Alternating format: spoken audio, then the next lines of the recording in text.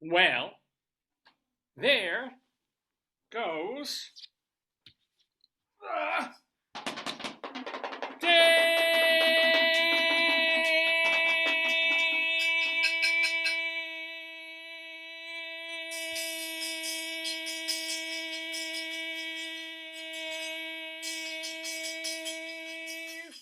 Daverhood.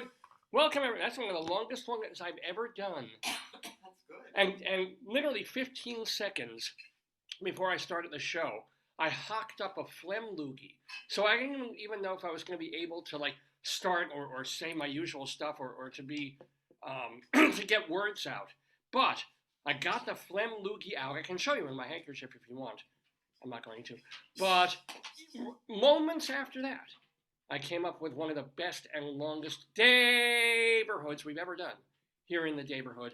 On this program, it's called Dave's Gone By with me, Dave Lefkowitz, and my darling and adorable wife, Joyce, who's the drum set fell over, so she's putting that together very assiduously. Excuse me, at the moment. She's just fitting the cymbal onto the cymbal rack. I don't know if we, is the timpani on there correctly? I'm not 100% sure. And then, oh, beautiful, just beautiful. Ladies and gentlemen, my wife Joyce and me, Dave. We do this every Saturday morning here in the Daverhood on a show called Dave's Gone By, which mixes humor and talk and interviews and culture, and we've been doing it since 2002. This is, honest to gosh, our 937th episode of the show. That's crazy. It is. It just, you know, like everything else. There are times when it feels like I started it 10 years ago, and other times when I feel like I started a month ago, and then other times I feel like I've been doing it for 30 years. It's just um, this weird thing. I'll think of a guest that we've had on the show, and I'm like, oh, they must have been on about 5 years back, and it turns out it was 15 years ago that they were in the Daverhood. It's true, or someone who was on last year. What's your? I don't even remember. What's your favorite segment now? Right Do you now. get bored with the old stuff? These days, my favorite segment. Well, I mean, I love watching Rabbi Sol field interviews and try and goof around with a guest, whether they're serious or silly or anywhere in between. I love that. I do like. Um, hmm. I think right now I'm very proud of all things. Yeah. The things I should be most ashamed of, the Colorado Limerick of the Damned, because I have to write them. They have to be creative. They have to come out of my brain, which Greeley Times doesn't. That's true. And Storytime doesn't, because then I'm just goofing on things other people did. But the Limerick, I've got to write, and I've done almost 300 of them now. So to come up with a disgusting, horrible, tasteless Limerick based on a place in Colorado, out of my own head, there's a certain level of pride in that. Do you miss the quiz? Not yet. Not yet. I think there will be people have been asking me, hey, do you miss the today, yesterday history trivia quiz? I know the guests miss it. Again, some guests do. Well, I guess they have never heard of it because they don't know. Your trivia players. Well, yeah, David and Vicky and Leslie and people like that, and Moisha and Ronald, all of them. I wish them, Muslim. It says sucks not to see them many weeks in the Daverhood. But I needed a break from writing the quiz questions because that was really creative but arduous, and once or twice Leslie took on some of that responsibility, which was great. But it's still coordination-wise, it wasn't really working out for a while. So I will get back probably over the summer to the day yesterday when schools. I believe that relates to if you want to do. Well, tell me. You can. What is this? Oh! Ladies and gentlemen, another segment that we do on the program, besides kind of new. We were doing it a few years ago, but we brought it back. But also, we never had the assistance of Merriam-Webster. Yeah, this is amazing, and thank Miriam for me. I know she's in shul this morning, but Merriam-Webster is the dictionary. The dictionary people, they have been doing this very cool thing to get them so their version of putting stuff on TikTok or putting girls with nice cleavage on Facebook so people click. Their thing is, hey, how do we keep ourselves in the public mind? Well, nobody buys a dictionary anymore. How? By doing a word of the day. And so we've been doing this thing here called Dave's Big Dictionary. And what that is we pick at random a word of the day that I have to talk about for 5 or 10 minutes extemporaneously. It was this idea, well, we did start a few years ago, of forcing me not to just have written content, but to just create stuff off the top of my mind, whether it's funny, whether it's not, whether it works, or whether it's 6 to 7 minutes of complete boredom. It is at least, pushing me towards, hey, be the host, be on your feet, not have everything written down. So we started doing this, picking a word completely at random. Now, Merriam-Webster is doing it for us. So the word of the day from Merriam-Webster's dictionary for March 30th, that's today, 2024, is haphazard. It is a haphazard word. Haphazard. We're going to read the actual real dictionary as soon as old Dave finds his glasses, which is, thank you very much. Yes. Oh, here we go. Sorry about that. Yes, it's at the point when no way he's going to read this without him. Haphazard. It's an adjective marked by a lack of plan or order. So it's just, and in a way, random. This idea of just grabbing from here to there wherever you can, or things coming at you in a haphazard fashion. So, caution, haphazardous materials ahead. Dave, on Dave's Big Dictionary, is going to do, and what it means is I'm going to take the word haphazard and whatever it brings to my mind. It could be very directly related or completely tangential. The idea is it's just a springboard for, the old noggin. So I'm going to write it down, haphazard, and there you go. So that'll be coming up in the show. Plus, we have, as we said, the Limerick. We've got Greeley Times. I mentioned that in passing, en passant, if you will, as a chess player person. Greeley Times comes from it used to be two. It's now one article in the Greeley Tribune newspaper. That is a real newspaper in northern Colorado. And mostly it's real news, local news, stuff that's going on in Greeley and Evans and Johnstown. And what were some other towns up there? I mean, I'm the one who does the limericks of these places. Because they don't go all the way to Fort Collins. They don't go down to Denver. The Greeley Tribune is, probably like LaSalle. Yeah.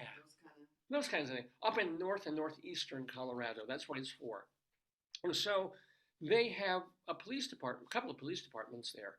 And phone calls that come into the police stations from people in the neighborhood who are having a problem or think they're having a problem, call the cops. But sometimes they call the cops for things that are really weird, really ridiculous, really pointless. And I know hundreds of people call the cops all week long. The funniest calls are then found, because it's public information. The newspaper goes through them, weeds through them, looks for the things that the writer there, who is Bolin, I think, Chris Bolin, I think is her name, goes through them and like, oh, this is funny, this is weird, this is like, yeah. Puts them in a column every week called Cop Log in the Greeley Tribune. There was severe turbulence. A Newark-bound United flight. This was last night or when? It looks like March 29th. Yesterday, yeah. So did the door blow off? Traveling from Israel to Newark. Yeah. Were hospitalized. 6 people forced to divert due to high winds. Really? It was heading toward Orange County, where paramedics met on the tarmac. 300 passengers, high winds. What happened though? They got hit with turbulence. I don't know. I think they were eating, One passenger suffered a medical incident. I don't know what that means. It's in quotes, and others were evaluated for motion sickness. Ooh. That's bad. Well, they were all already starting to eat like Passover food. Maybe they got terrible gas, and just the wind caused amazing turbulence on the airplane. Because that will happen to you if you eat kosher and Jewish food. And they found a guy was missing since 2004 in the Rockaways. Oh. I mean, like, there's Yeah. Joyce is checking there. Yeah, is there any other big or interesting news in the news? I mean, Puff Daddy's all over the news at the moment. What? There's a food outbreak A what? of pancreatic acid. Oh, well, sure. What? There's an outbreak of that. I'm just. Well, there would be. Because when pancreatic acid, it usually lays low, but some weekends it gets a little randy. What can you do? And pancreatic acid suddenly and creates havoc until it's arrested, and it sleeps it off for about 72 hours, and then it goes away for a while. Oh, they're talking about the shortage of Zepbound, which is one of the the Ozempic derivatives. Oh, God Almighty! Yeah. I just look and see what's new. Yeah. No, I mean, doesn't sound like there's anything. I mean, even that plane flight, it's turbulence. It sucks. It's not. Thank God, terrorism coming back from Israel. Had a medical incident. Yeah, but how did that affect all these? Oh, someone from the turbulence. Yeah. Could have broken his arm. Could have. Remember the person that we had that did poopies? Well, yeah. I imagine that happens every day. Joyce and I have talked about this on the air. We were coming back from. There wasn't the Argentina flight. It was from somewhere, and we started smelling something not good in the plane. Thank God, towards the very, very end of the flight, and also. We had. We had turbulence. It was pretty bad. Yeah, it was rough. And then people get scared, but it was a lot of turbulence at once, up and down, a lot of, and people were scared. Yeah, and someone was more scared than the rest of us, which you could tell by the smell. And so we were like, "Oh my God," because you can't go to the bathroom. Oh yes, there's an eclipse coming. Remember when we first got to the university that we used to teach at? It was when we first got there. It was a couple of years ago. Yeah. But it was like the first week of school, and they told everybody, "Hey, come in at like 8:30 in the morning." Here's glasses. Yeah. It was nice. I purchased all these not 3D glasses, the ones with the dark lenses and stuff to protect against UV rays. The ones you wear in a 3D movie, right? Well, something like no, because 3D would be the red. It would be letting in everything. I think these are to block out like bad things. Yeah. But they say, hey, there's an eclipse. Everybody's going to go stare directly at the sun, which is why now my eyes are. I need glasses to read a dictionary now. But we all gathered in the midst of the campus to go kind of eclipse looking. Lucas Jr. died. Yeah, he just died yesterday. So look it up, David. When's the eclipse? It was this great, cool, communal thing of everybody because it was a college campus. They played "Blinded Me with Signs." Remember they played all the music? Yes, which was great. This is what you want to be in a college campus, university, town for. Because not just the football games, people come and say, "Oh, let's all watch the eclipse together and let's have this communal experience." I also remember, I guess it was the same one, the light really changing. Why do we have to go to Pennsylvania? Because it says the best places to see the eclipse in Pennsylvania is one of them. Well, we're not that far. Actually, when is it? Eclipse 2024. When is it in Maryland?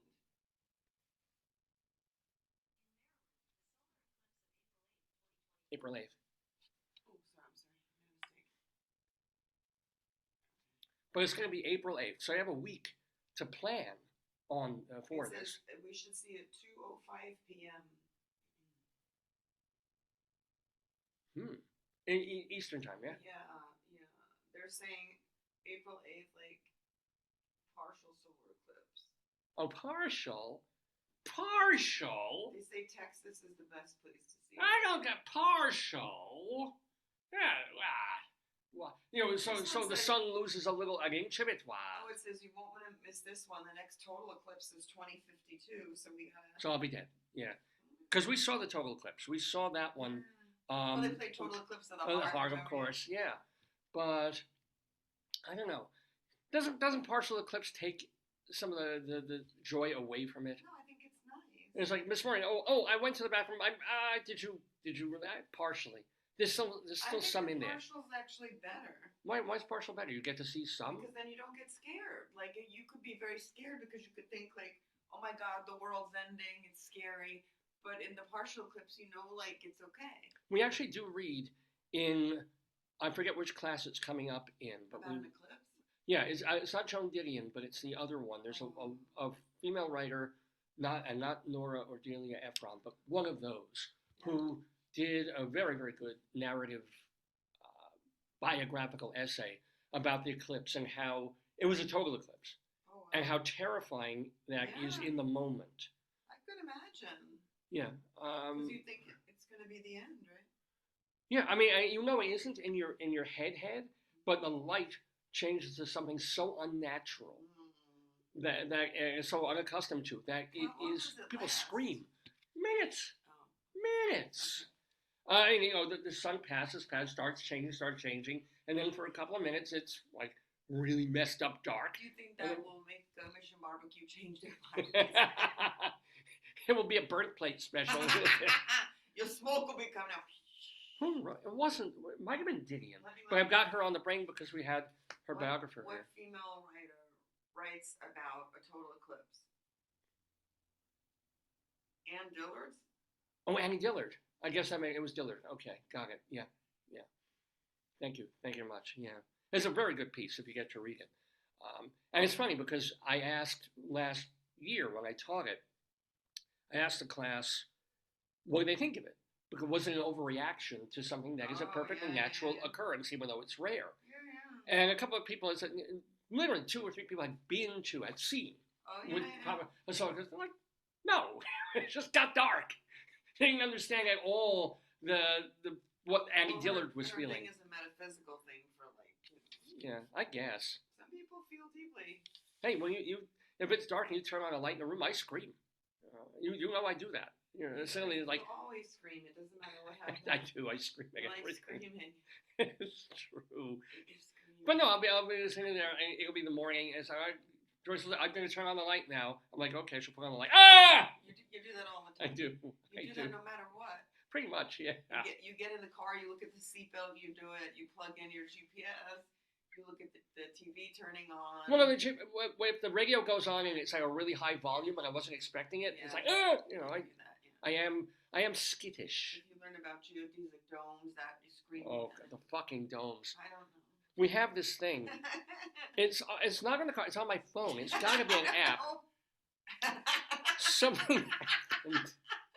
I talked about this, but I can't get rid of it. When did you Google or look? Never. It's got nothing to do with it. It has to do with an app that got loaded on, I guess, of podcasts. Oh, and so the first podcast that loads up, whether you like it or not,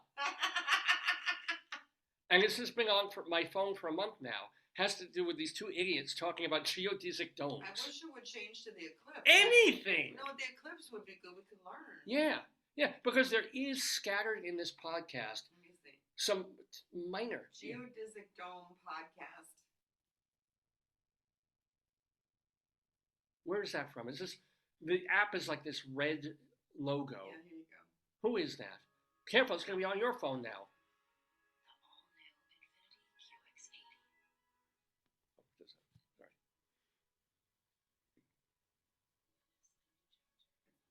It's doing an ad for Xfinity. Okay. Welcome to Stuff You Should Know from HowStuffWorks.com. Yep, it's these guys. It's these idiots. Now, hopefully, we won't get dinged for playing content. Listen to this. I'm British Josh. There's American Chuck, and there's neutral Switzerland Jerry. Okay, Which, by the way, They're so funny. They're really like talking like a couple of slackers from the movie Slackers. I think that's their what do you call it? It's their it's their thing. I'm looking to see. And there's some interesting info about geodesic domes, which were apparently very popular. What's the Salvador Dali ship? Would it be Dali? What? So what I get is my phone doesn't save searches, but I get the searches that are popular. Oh, okay. That poor boy was found dead. Somebody searched for that. Somebody searched for a politician. Somebody searched Salvador Dali ship. Oatmeal drink for weight loss. Oh, better than Ozempic. Fine. The California flag. California fast food minimum wage. Who is Andrew Huberman? Podcast. Andrew. Well, no, I don't know who Andrew Huberman is. And apparently Pope Francis is trending. Uh-oh. He's old. Oh no, because of Easter. Good for Oh yeah. Oh, fine. Yeah. Always terrifying when you see an old person's name trending. What's the minimum wage in California? I don't know. I'm guessing maybe they make 15 when they wow, won no, 17. 20. They're starting at 20. California has no money, but at least they're trying to do the right thing Yeah. by paying people $20 an hour, which is a livable minimum wage. If I were to take a job, we were looking at job stuff, and I were making about 40 grand a year, that's a little under $20 an hour to make 40K a year, not counting benefits, obviously. But so $20 a year, an hour, if you work enough hours, it's not gonna pay to get your kids in college. It's not gonna get you what's a Tesla car, but it's a wage. It is a living wage. It's not a slave wage. Why are they searching for Lewisburg, Pennsylvania? What's happening there? Maybe the eclipse. The eclipse. I bet you. or as the Italian film would say, l'eclisse. Anyway, we haven't mentioned one of the other main reasons you're going to be watching the show today. Dave's Gone By, our 937th episode. It's not just Dave's Big Dictionary. It's not just Greeley Times. It's not just the Colorado Limerick. It's not just, if we have time, Bunion Watch, where we're going to look at my bunions. No. And we may even have... the Dolly is the name of the ship that broke the bridge in Baltimore. Oh, so the Dolly ship. Dolly, yeah. Yeah. So it's not Salvador Dali. It's the cargo ship is called Dolly. The ship probably looks like a Dolly painting right now. Well, they said if stood upright, it would reach the Eiffel Tower or the Empire State Building, 2/3 of the Empire State. My God. Yeah. Yeah, so let's talk about that. I want to figure out, like... What? They said with routine maintenance before the event. Well, yeah, all these things have routine. Planes that have their doors blow off the week before. Oh, it was just inspected. How can that be? Right? This happened. Oh, we just fixed the car. The brakes failed. It was just in the shop. It means nothing half the time. I don't get that. But what is, because Joyce and I live in the northern area of Baltimore County. So when we heard about this, the big, I literally, because first thing when I get up, I go check the news. I check, like, the New York Post is the most interesting one, so it's the first one I put up there. It's also the one that's right-wing and pro-Israel, so yay. And I want to see what's going on, but I can never tell necessarily, or I think I can never tell. They're saying that it hit the bridge and that it caused a catastrophic structural failure of the bridge. So that's what happened. Well, it hit like a pillar, pylon, the thing. But this thing, I can never tell when I'm looking at the main story that goes all across the country, or because we're in Baltimore, they've got a way now, of course, of algorithms to make sure that, you're seeing more stories that are centric to the Northeast, centric to Baltimore, Washington. Maritime law experts say that the company that owns that ship will most certainly try to limit liability from lawsuits. No shit. How?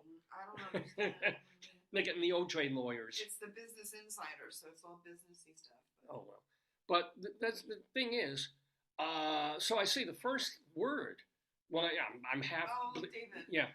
The Limitation of Liability Act was successfully used by the Titanic owner after the 1912 sinking. Wow, that's as they say, fixed law right there. If that's 110-year-old law, that goes past Roe versus Wade. They're going to have some trouble bouncing that one. I don't know. Yeah, that's settled law. If it worked on the Titanic. But I can't tell when I look at the newspaper whether the stories I'm seeing are going to be Baltimore-centric because they know my zip code and where we live, or if it's like the story that is the top story all over the country. Knew. I think it was on New York. Yeah, because this was because the first thing I see is the word Baltimore on the top of the New York Post. I'm like, what's this all about? I was like, oh my goodness, no, this is. Yeah, I immediately go and check like the New York Times and Yahoo News and other places, and it's like, yeah, no, this is national news right now. And whatever it was, might have been Tuesday or Monday morning that it happened. And if you haven't seen it, the footage is amazing. 1:30 in the morning, this enormous... The river is called the Patapsco, yeah. The Patapsco River. And this ship, the Dolly, was coming into port apparently, what do they have? Not a rope, a tugboat or something in front of it? They Or, said they should have. I don't know yeah, if they did. It said that yeah. that they found 2 people live, construction workers. Mm-hmm. They found 2 dead, and the 4 are presumed dead. Mm. I guess there are others. But they said they want to see whether there was dirty fuel. I guess maybe the fuel wasn't good. Well, didn't the lights sort of like 90 Yeah. seconds before they knew they were in trouble? They signaled the Coast Guard or whoever's dealing with stuff over there, so that they were able to slow traffic On the bridge. to getting to the bridge, which probably saved at least a dozen lives. One would imagine, because if there had been tons of cars on the bridge, I don't know how many people Or use if the bridge it at would've been 1:30 in the morning later, anyway. But Yeah. if it would have been like, imagine 5:30. Oh, rush hour. Forget. Yeah, Yeah. exactly. So, but what I don't understand is there's a line in Man of La Mancha when it's Sancho Panza talking about like some violent event that happened, Yeah. and he said, whether the pitcher hits the stone Yeah. or the stone hits the pitcher, Yeah. it's going to be bad for the pitcher. Yeah. Meaning that you've got this delicate object. It doesn't matter whether it crashes into the stone, the stone No, but crashes into it. what I find interesting, like, Yeah. it's one thing when the ship crashes into it, but I don't know a lot about engineering or stuff, but when people design things, they know like that could happen. Like when they design a building, it's not made so fragile that if like a car hits it, the whole building falls, right? Like I would think like if a car hits a building, like it messes up a floor or it messes up the window of one floor, but it's not going to take down all the. Which is what I don't understand. You would figure that the bridge is the stone and the ship is the pitcher. So if the ship, it's not even the bottom of the ship. It can't be. It's like the top. It's the mast. It's the rigging or whatever. No, it's pretty. Like look at this. I mean, I'm sure it's very tall, but still. I mean, I think. Yeah. But how is it that the ship itself, the top of a ship, takes down I a think bridge? It hit into the bridge instead of going underneath it, but it hit into. Yeah, but that's the point. It's like, how can it be? It says for context, 5 things we know about the car. Yeah, please, yeah. Okay. It was involved in a collision at the Port of Antwerp, so it had been involved in such a bridge incident before. Oh, nice. Okay. Yeah. But I don't think that bridge collapsed. It said the Dali's collision with the bridge in Baltimore was not the first time the ship had been involved in an accident. The ship was involved. Yeah. In the Port of Antwerp in Belgium. It was trying to exit the terminal. It caused hull damage, impairing seaworthiness. So it damaged the ship. That when it hit that thing. That's the stone hitting the pitcher. Yeah. Okay. Fine. It says no one was injured, but they had to like fix it. They can't give any details, but that happened in 2016. Oh, not that long ago. But it was owned by a different company, and then they sold it. And then it says their owners were sued for workers' injuries. And it says the one who operates it have been sued 4 times. Right. Now, granted, there could be every ship on the ocean has been sued in an accident or whatever, but what? It said. What? A man broke several bones, falling 25 feet when he was boarding the ship, and a rope ladder fell or broke. A Texas worker said he was injured when a hatch prematurely opened. Whoops. Another guy from Georgia said he fell feet on a gangway when a handrail collapsed. And a 4th one said he was pinned underneath a stack of metal pipes and trying to remove it. Whoa. It was built in 2015. All right, And it was obviously built really, really well. Oh, it was chartered by Maersk, the big. Oh, Maersk. Yeah, but it was chartered by that big company. Yeah. Maersk. I love that name. If you ever drive past the airport, there's going to be these giant trucks and buildings called Maersk, like biggest shipping people, I guess, in the world. But again, it still doesn't. The only thing is, when was the bridge over the Patapsco built? Because the real question is, were ships like tons lighter than they are now? It was going 9 miles an hour. Yeah. It wasn't joyriding. It wasn't like trying to beat Potsy in a ride around, Steubenville or wherever the hell Happy Days happened. But that's the only thing that really makes me wonder. It's like, are they making ships so much bigger and heavier than the designers of the bridge even imagined? Oh, they have CNN did a simulation of it, what how it looked. Yeah. But they said CNN saying who's gonna own it? Who's gonna own The damage or the who's gonna own insurers footing the bill, right? good. It's going to take 10 years, they say, to rebuild. Oh, I can't imagine. But How much will it cost? Guess. to rebuild the bridge, They say it's too early to assess all damages. They're estimating 800 million. No, yeah. the bridge alone could be worth 1.2 billion. Just the bridge. Okay. Yes. You can't build a student center at a university for under $40 million. So building a bridge over troubled waters, So it says in maritime law, it's not who rented it. So Maersk or Maersk, whatever, yeah. they rented it, but it falls back to the owner. Yeah. But again, this is it's like when the San Francisco earthquake hit in 1906 or whenever it was, and then everything fell down. When they rebuilt San Francisco, they knew more at that point about earthquakes.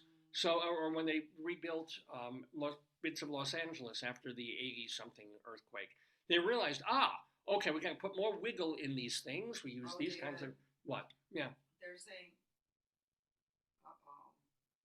they're saying like, like when the internet goes down and you call and say it's time off work, like you're losing work. They're saying there are a lot of businesses that use the bridge. There's the Domino sugar refinery next to the bridge that uses it all the time. Sweet. That will suffer economic losses. I guess they can't get that product out. Well, yeah, it's going to be bitter times for Domino sugar. Yeah, but seriously, it's kind of like, what I want to know is when the bridge was initially built, were ships much smaller, lower, and or lighter? Because that would excuse the idea that one top of a big boat can hit in just the weakest spot of a chain is its weakest link. Newsweek is saying the ship operator warned about port infrastructure before the collision.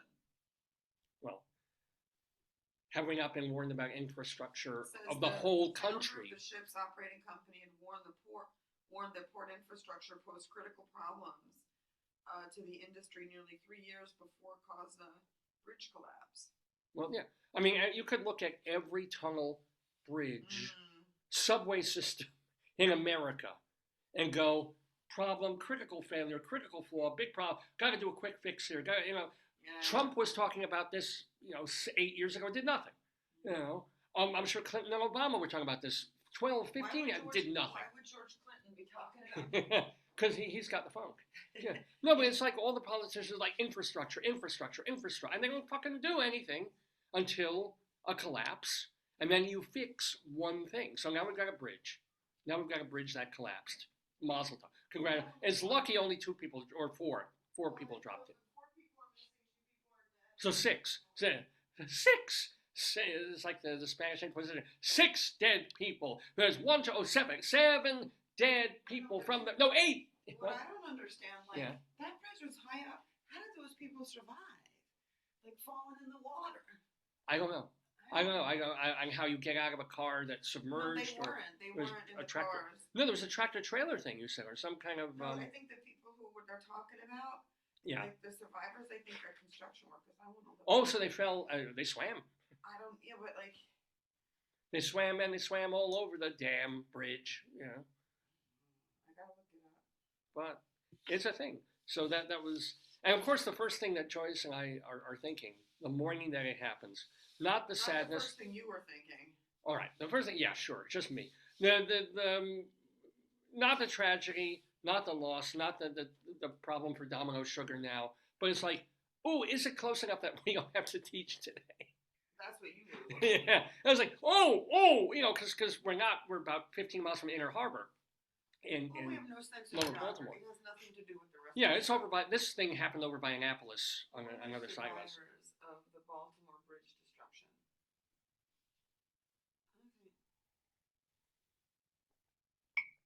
But I was like, oh wow. Do we get a school day off? But no. Look at that. What? Baltimore Bridge. I'm going to lower it for you.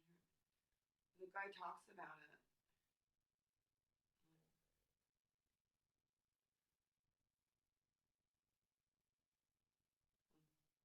So we're talking about the Baltimore bridge collapse. Yeah. Before a large cargo ship crashed and destroyed the Francis Scott Key Bridge. Tonight, we're learning more about the search efforts and the victims. Nicole Skanger recaps the events 2 days since the tragedy. Okay.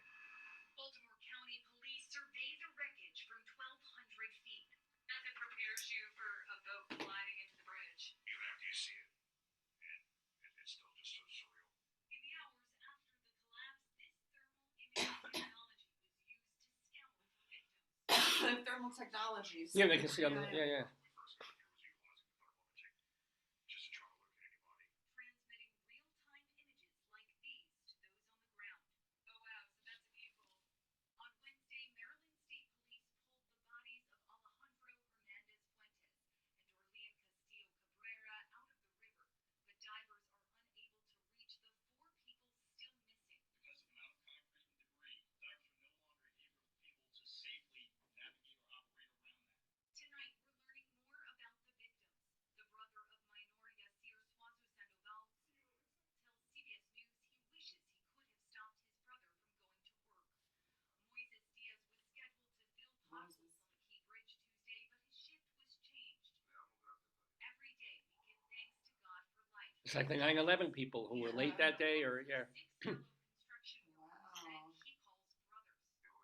I saw my friends as family members, and Diaz tells us the miraculous story of his friend Julio Cervantes. All right, so enough of that. But He says Cervantes escaped his but there you go. So that was the big news. Weirdly, locally, here in Baltimore County, northern Baltimore, But where it's really we are. not. It's further Yeah, away. it is further away. Not that far. It's not. We're not talking about 50 miles away now. We're talking But it's confusing because Yeah. everybody thinks it's in our because they say harbor. harbor, Yeah. and when you think of Baltimore, you think of Inner Harbor. I think of the Rusty. If the Rusty Scupper had gone over. Not the scupper. I was literally. I said, "Oh crap! I still have to go to school." And B, oh thank God, the Rusty Scupper is spared because it was known. Maybe the scupper was somehow engaged. with Rusty Scupper is, by the way, a restaurant that's been in Inner Harbor it. I'll for find it. decades. Rusty Scupper. Oh, we'll show it on the thing. We ate there. It was very Rusty good, Scupper Restaurant, Baltimore. but it's mostly known for the view because it's right. Literally, you got a great view of the harbor, and you get some decent seafood at typical, somewhat high prices. That's the Rusty School. Look at the inside. I Ooh. just turned into the next one. Turn to the next. It's sort of automatically. It's automatically flipping. It's Wow. doing it. So there's food. Dave likes food. There's a fork eating food, Up here. and it's not my fork, so that makes me upset. There. Oh, this is the one. Look at that. That's That's beautiful. yeah. So you can eat like on the wharf. I assume they even have outdoor I don't tables know. and I stuff. don't They know. must. I'll look for you. The Rusty Scupper. Clothes. What? Well, right in this second. I'll bet it opens by probably 11:30 this morning. Harborside dining and drinking. Harborside Dining. 3 levels above water. Full service seafood restaurant. Mm. Oh, and we can go tomorrow. Live jazz brunch. Yeah. Well, you know what tomorrow is, hon? You know the special occasion that tomorrow is. It's both Easter and Potato Day. Yes! I mean Easter, Tater yes. Day. It is March 31st Tater Day. is officially United States of America National Tater Day will be on Sunday, March 31st, 2024. National Oh my goodness. Tater. How are you celebrating, folks? Do you have potatoes that you can cavort with and sing with and dance and pray with? I do. Look at the picture they hold with What is it? Me holding the thing? No. What? It's a potato looking at you know what. That's horrible. It's beautiful, but it's horrible. God bless them for that. That's it's like you vomit them up and like It's curly fries. I don't know, let me see what it's. It's National Day Calendar. It says, oh, here we go. Yeah. Well, I think it's You could read. Wow. It tells you about the day. so. This is National Tater. It's like your thing, putting an eyes on Look at everything. the eyeballs, like ah. Those are the eyes you put on everything, David. Look. I know it's got the yeah. And if you like your spuds, and I do, National Tater Day on March 31st, tomorrow is for you. The day recognizes all kinds of potatoes which provide us with essential vitamins, minerals, and fiber. So, And by the way, the hashtag National Tater Day. Oh, it's a hashtag. It's got a hashtag of National Tater Day. What events are you gonna plan? Naked dancing. No, I mean, not no, the but type I related usually to, do. Related to potatoes. Related to naked dancing with potatoes. Okay. Singing with potatoes. Are they changing your black plate special? You could have a special. Yeah. Oh, don't get me started on this. I will get to that in a minute. Let me see. Not on National Tater Day. Well, wait. Read what Tater Day's about, since that's Okay. up there. I think we read it. No, last week. Yeah. 200 different kinds of potatoes. Yeah, yeah. Dumplings. But I think it was the first real trade day. Since the time potatoes were shipped from the colonies in the 17th century, they're celebrating when they sell the crops. Yeah. History. In Kentucky, where they celebrated Tater Day and National Tater Day. And I guess that's when they sold all the stuff. Wow, guess what the heaviest potato is? I knew somebody with the same last name, but I don't think they grew it. What's the largest? It's in the UK, the heaviest potato grown. My cousin Rolf. He's huge. No. What's his name? His name is Rolf. No, in pounds and ounces or kilograms. Let's see. I'll do this one potato because we're talking about kind of a different breed of potato here. I am guessing the biggest potato ever was 43 pounds and 7 ounces. 10 pounds, 14 Oh, ounces. okay. I'm so freaking off. I'm so off. But 10-pound tater. That's still. Oh. Taters are pretty heavy. I'm surprised that seems light. If we go to Kentucky, we can do, okay, it says Yeah. Tater Day returns the 29th through April 1st. Wow. In H.H. Levitt Park, helicopter rides, couch potato pet photograph, laziest pet, carnival rides, adopt a pet day, demolition derby. Where is this? Kentucky, classic car show. And they have the Tater Day 100 endurance race for people. You know, we were in Louisville. They have a We went to dog Louisville. Dog show, pony pull, pancake breakfast, and Tater Day parade. Watch this area's largest parade along Main Street. I'm going to find it on Facebook. Are they streaming it? Are they? I'm finding it on Facebook for you. I don't think they're streaming it, David. I don't think streaming. They have a Tater weekend It's a for whole Tater Day. Yes, of course. With helicopter rides. Helicopter rides, pet adoption, pony. Well, you know what they do? They do with a helicopter ride. You hold up a really big potato and you just put it near the blaze and you get Julian fries. Not funny, Daddy. Not funny at all. Their Facebook stuff. Here we go. Here's the whole. Oh my God! Look at the likes and the followers for this is a Kentucky event. How did we miss this? How many? It's like what? 4.6 thousand people. Benton, Kentucky. 4,500. Like I put my That's glasses on. crazy. 4,500 followers or likes. 6,000 followers. Whoa. The world's What? The Tater Day Festival Yeah.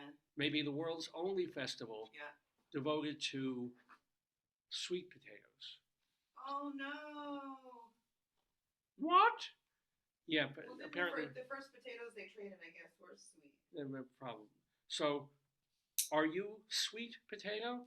Yes, I am. I'm sorry, potato. I'm sorry. So hey, Joyce and I lived in Greeley, Colorado for many years, and every year we went to Potato Day that was in fact devoted to real, actual potatoes, I not forgot what time your guest is coming. these fakers. 10 o'clock. Oh. So yeah. So this. That was just haphazard. Oh, disappointment. Let's see. No, do they do 2 helicopters? hours from now. Wow. Is what is? World Heritage, JoJo's Camp. Do they have adopt a potato? Because They're having the potatoes look like couch potatoes. The pets look like couch potatoes. so they're mixing, Yeah, they are. even though this is about I mean, a yams. couch potato, it's like upload your picture of a pet looking like, and demolition derby. Oh, cool. Well, yes. Well, that's how they make mashed yams. Yeah, you're cruising for one, Daddy. I know, potato. I know. I'm sorry. But the irony, the sadness in my heart about this extends to the idea that although tomorrow, March 31st, is National Tater Day, not a federal holiday, but just National Tater Day, Mission Barbecue, which does not sponsor this program or anything, but is Mission Barbecue. I've been complaining for weeks on end that their current black plate special Mm. is shrimp, wherein for $14 you get about 6 or 7 barbecued shrimp on a plate. And they're delicious. I tried it once, it's delicious. But when you compare that deal to getting a small to medium sized prime rib or ribeye steak on a plate for the same amount of money, and if you're a meat eater like I am, there's no comparison. And when you're used to going into Mission Barbecue, laying down your $14 or $13, $14 in credit card plus tax, and getting this, and then instead, for a few weeks, getting this, you are not a happy person. What is this? I don't want to know. Wait a minute. Save that for a minute. Just let me take that. So, I asked last week when I went to Mission Barbecue and just got their plain Were you crying ribs. again at the counter? I was. But And you I- were eating ribs. You were so happy. Because I paid the regular price for ribs. It Yeah, was but good. You had pain, and then you ate the ribs. You felt I better. felt great. Yeah. And I asked the man at the counter, and I said, "How much longer for the current black plate special?" And we knew that it was going to be changing because Joyce had checked, and we knew that it was going to be. Well, we always soon. get. You know that you seem to have an internal clock for the cycle of changes there. So I said, "Can you tell me? Can you just tell me, when it's going to change and what it's going to change to?" And he said, "Well, it's going to be the Hawaiian ribeye steak, which is one of the first things I ever had at the place." And I was like, "Yes." Already, I was a much happier person at that moment because the Hawaiian ribeye at Mission Barbecue, You enjoy that, yeah. I enjoy it very, A very, lot, very, yes, very, that's your very, jam. very, very, very, very, very, very, very, very, very much. And he said, "Yeah, it's changing, no fooling, April 1st, which it means not this weekend, but starting on Monday. And yet, tomorrow, this week, Easter Sunday, which I guess they're probably closed. I'll bet you they're closed tomorrow. Maybe they're changing everything over. But not on Tater Day. Tater Day is still during the damn shrimp where they're closed. But Monday, they changed the black plate. The shrimp go away. Go away, shrimp. I love you in a Chinese restaurant. I like shrimp. I like shrimp cocktail. I love shrimp. Shrimp is delish. But for a black plate special at Mission Barbecue, bring back the meat, and they are, but they're not doing it until Monday. So I'm at 6s and 7s about that. Oh, based on your schedule, I have meetings Monday, but I'm gonna maybe be working here. So. And by the way, at the Yam Festival in Kentucky, they are having a. Yes, ladies and gentlemen, I know you've been waiting for it. They're having the beloved pony pull. I don't know what that is. I- What is that? Are you really supposed to have like a tug of war with a mule of some sort? I don't know what that is. The couch potato contest I get. The fireworks. Yeah. Tater Day, what was that? Tater Day 2. Enduro. Adopt a pet. A classic rural heritage. Oh, Tater Day pageants. Ooh. Me likey. Make checks payable to Miss Tater Day. Whoa. Wow. Yeah. Maybe she'll pull your pony. I don't. She's working hard. I'm sure she is. Anyway, we're working hard doing this show for you. It's called Dave's Gone By with me, Dave Lefkowitz, my wonderful wife, Joyce. It is our 937th episode of the program. And we haven't even told you, we are calling this particular episode Body Language. Why are we doing that? Body, as opposed to spuddy language for Potato Day or something Easterish, which I don't even celebrate. No, it's body language because we have a special guest coming in the Daverhood to talk to the great, the one, the only, the Jewish Rabbi Sol Solomon.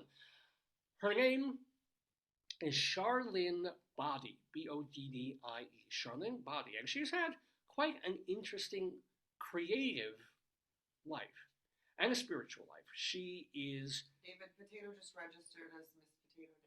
Oh, it's so He cute. doesn't understand. Well, if we give him a wig, he could probably. No, he doesn't get it. He wouldn't. The one with the messed up teeth. Oh yeah. Oh, he's here. Just so you know, we do have another potato here, all ready for tomorrow's Tater Day. Steve had like chiclets now. I don't know what happened He's to that. something I think got Yeah. knocked around, honey. That's not normal. He did not have It that. must be something I ate. Yeah. Yes. Yeah. So, but Charlynne Boddie. Now she's a minister. She's a preacher. She talks Jesus. She does all that sort of stuff. But what interests us about her here in the Daverhood is that for a few years she was a TV film critic. She actually co-hosted and co-created and produced a TV show, kind of like Siskel and Ebert, but with her own sister. So it's not Siskel, it's sister, and they called it Real Sisters, REEL, Oh, that's Sisters. funny. Yeah, and that great name. Where they were, and they were on the radio, they were on local TV, and they did this. They reviewed about 500 films together as the Real Sisters, and we're trying to market that and make that go national. So she has that background. She was doing that. And she's also been a model. She's a feature writer. She is, as we said, a minister. And she has a book out. She's been plugging this book. It's called True Grid, as opposed to True Grit, Discovering God's Custom-Designed Blueprint for You. Well, if there's anyone that someone should talk God to or talk some God into, it's Rabbi Sol Solomon, who was on our very first episode of the show back in October of 2002, and has been with us many, many, many, many weeks since then, either doing his mini sermons, his rabbinical reflections, or doing our interviews or doing other segments for the show. So Charlynne Boddie is going to be talking to Rabbi Sol about her book, about her spiritual path, also about movies, and about her creative life being a theater critic. Sorry, I keep saying theater critic because it's always in the back of my mind. Being a movie critic and doing a movie criticism show with her sister. Kind of neat stuff. So she'll be with us in just a few minutes. We're looking forward to that. Charlynne Boddie, hence the name of this episode of Dave's Gone By, and we are calling it Body Language. So, we got that. We've got BUNION Watch. We have Greeley Times, and we have our Colorado Limerick of Damned, and Dave's Big Dictionary, all about the word haphazard. So, before we get to that, I do want to remind you that our older episodes of the show, all of them, except a couple that we lost owing to technical difficulties, they're all at our website, davesgoneby.com. DAVESGONEBY. davesgoneby.com. And it's free. You can stream them, you can download them, re-upload. You can't re-upload them, but you can certainly download them and listen to them. You can download it. Yeah. Anyway, a lot of them are just audio files because we were on the radio for so many years. And then for the past 6 or 7 years, we've also been doing video, which this is, and you can watch them. So you can watch them there. We also upload all our archives to archive.org. This is a not-for-profit website, and we have a channel there, the Dave's Gone By channel. It's basically got the same content as davesgoneby.com. You can pick either one. But if you want to support the archive channel, go visit them and maybe donate some money. But look for Dave's Gone By. All our episodes and all our interviews are there. We also have all of our episodes archived at castbox.fm. The difference there is that it's specifically for podcasting and it's audio only. So the audio content of every show we've ever done is there at castbox.fm. You just can't watch the recent episodes. Plus, we've got this Facebook page that you know about because you're seeing it right now. So our archives of the past 5 or 6 years, kind of hard to get to because you gotta scroll and scroll and scroll. And if you use Facebook, you know that the more you scroll, the longer it takes to load.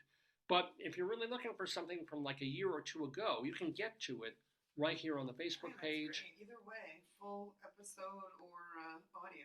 And don't forget, we also have our YouTube channel, Dave's Gone By, where all our recent episodes are there in full. We've lost a ton of our older episodes because of copyright issues, so fuck YouTube. But recently, you can go find us on YouTube pretty easily, and it's nice that we have a channel there. We have a space there. But the main thing is start at davesgoneby.com and work your way there to everything else.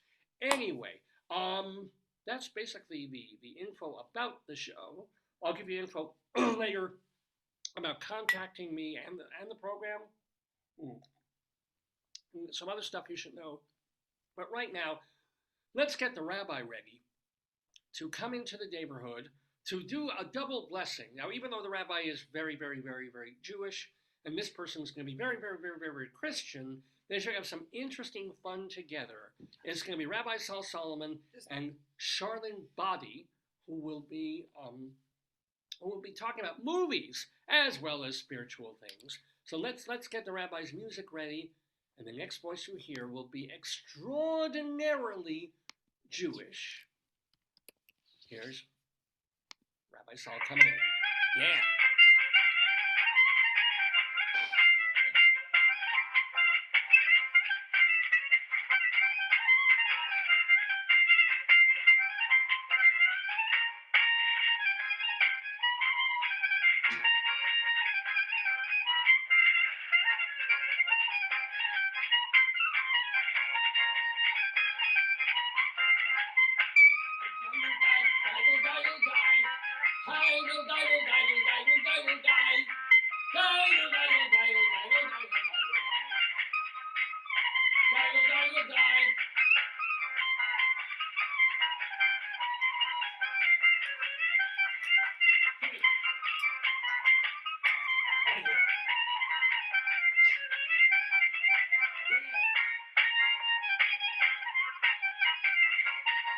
Get down.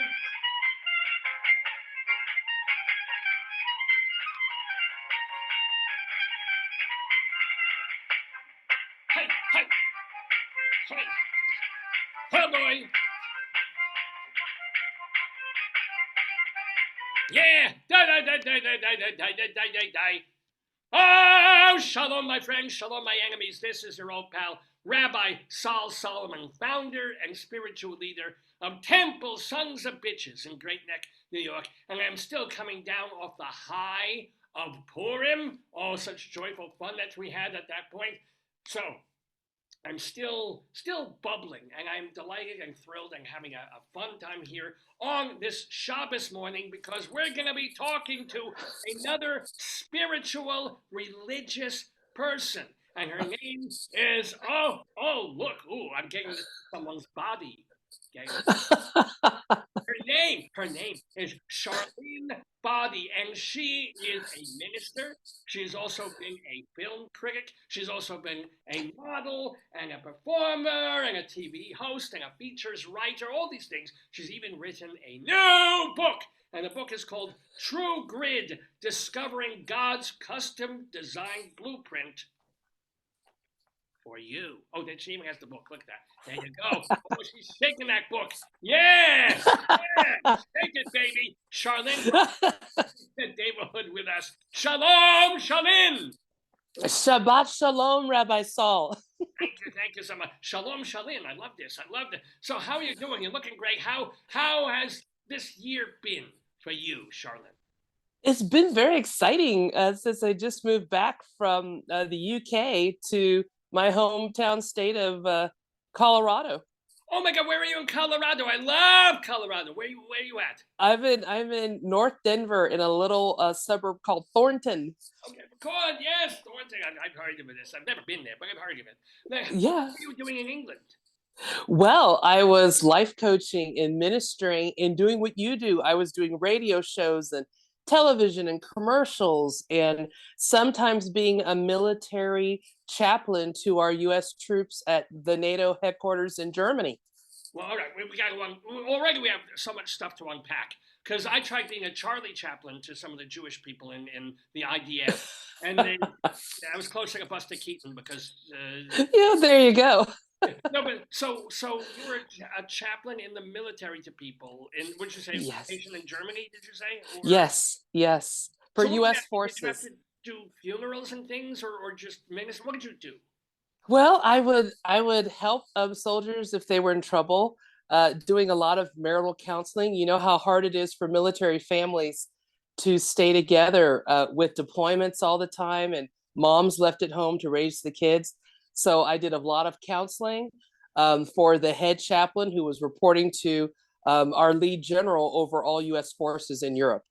Oh my God. Well, so what advice do you give a couple that sees each other 3 weeks a year? It's like, this is a good thing. It's like, Yeah, you gotta right. Some talk to people would each say, other day. Yeah.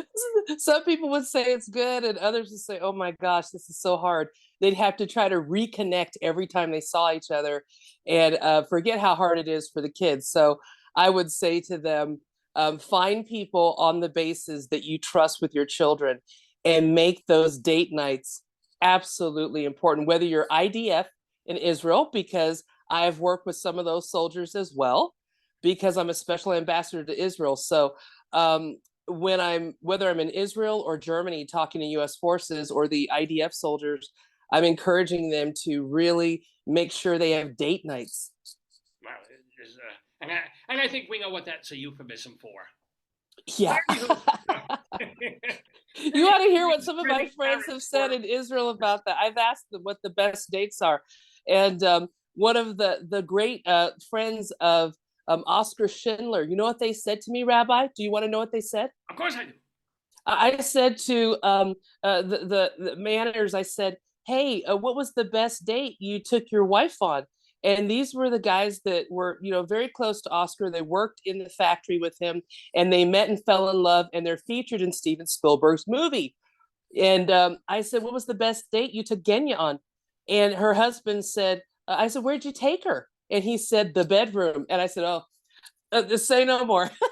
So much information and yet somehow not enough. But Yeah, there you go. how did you wind up, with all due respect, if I was going to send a minister, a chaplain or something to Israel, I'd pick someone Yes. probably who looked like me as opposed to someone who looks like and believes what you believe. How did you get Yes.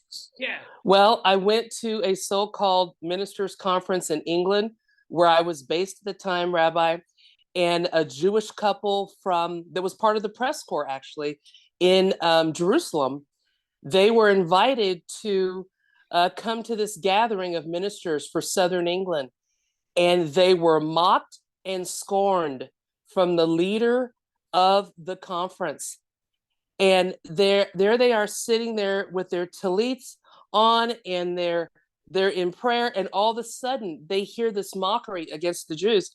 And I said to my assistant, my entire ministry team looked at me like, "What is Shar going to do? What is the Reverend going to do?" And I said to my assistant, "Get the van, get it to the side door. We're getting them out of here."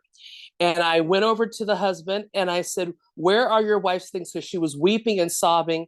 And he said, "I think they're in the office where all the ministers have kept their handbags that are women." And I said, "Can you get her things?" And I said, "Meet us at the side door. We are getting you out of here." And we then prayed for that couple. We ministered to them and got them out of there. Well, I had no idea, Rabbi, but what I did to stand up for them, I was the only minister out of 400 ministers that stood up for them. I was the only minister that did that. And I had no idea that she would go back to people in the press corps and at the Knesset. And she would say, "How do we get this minister over here? What can we do to give her an introduction to the Jewish world from where we sit right here in Jerusalem?" And they said, "Oh, I don't know if we should have Christian ministers come. We don't know how that's going to work." Well, Yad Vashem was working on a program, and they got together with the leaders of the Knesset, and the foreign minister who at the time was Danny Ayalon. And we got this program together to create ambassadors from around the world. And I was in the first graduating class from America. But let me ask you, I still don't understand why they were being mocked. Who was it anti-Semites? Was it who was suddenly? Well, it was. I really would say, Rabbi, it was just a false spirit. Here was this man that said, "Oh, we're going to come together, and we're friends of Israel." And then, as soon as he got up to the microphone at this conference, everything opposite came out of his mouth. And I said, "Wait a minute. That is a false spirit. We're going to have to deal with that. And I do not want my new Jewish friends under this. We are getting them out of here." And the wife called it a rescue. And she went back and told all her Jewish friends about it. She said, "What can we do to get her back here?" And they said, "Wait a minute. You've got a former press secretary to the White House who's also a minister. She's American and she's Black and she's a friend of Israel." They said, "We will do everything we can to get her here for the program." And of course, I went and spent a month in Israel. And I was there, Rabbi, when the Icelandic volcano blew up. Do you remember that in 2010? All right. Well, there was a volcano that blew up in Iceland, and it created an ash cloud that sat over Europe. No wonder And I was Brooke sings that way. Okay, I get it now. Well, yeah, and guess how many people were stranded, Rabbi? This is during my time, my first visit to Israel, and I'm there for the ambassadors program that Yad Vashem put together with the Knesset. And guess what happened? I wake up in the middle of the night, and God says, "Turn on the TV." I said, "Okay." I turn on Israeli news, and it is saying that 6 million people worldwide are stranded because of the ash cloud that has settled over Europe, and it won't move. They couldn't get it to move. So all this air traffic was stopped. And the Lord said, "You're not going back to England anytime soon. You're stuck in Israel." I said, "Oy vey, what a great place to be. I can't think of a better place. It's where God lives. It's what the Bible or the Old Testament says. The Old Testament scriptures say that that's right. The real Bible, right? It says that the Lord himself, Hashem, Jehovah, yes. All right, yeah. He lives in Israel.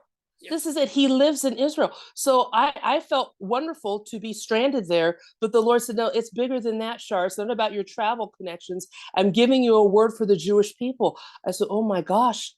I said, "Lord God, what would that be?" He said, 6 million people were also stopped in their tracks at another time in history. And he said, "How many of you are stopped now from traveling?" I said, 6 million, Lord. He said, "You've got to get this message out to all Jews because there's a reason I'm allowing the ash cloud to sit over Europe, where so many of my chosen people were destroyed by something called Hitler." And he called it the final solution. He said, I say that was rubbish. He destroyed 6 million lives. And I'm trying to give a prophetic message through allowing this act of nature to happen. And it so got to me. So I put out a word. It's not really, I wouldn't necessarily say it's equal in revenge. Like 6 million Jews burned in ovens, gassed, killed, put in pits. No? Yes. 6 million people inconvenienced for a month and kind of not being able to go on an airplane. No, I hear what you're saying on that. But it was a message from God, though, to really wake people up. And guess when it happened, Rabbi? I felt like it was totally the Lord speaking. It happened on the Shoah.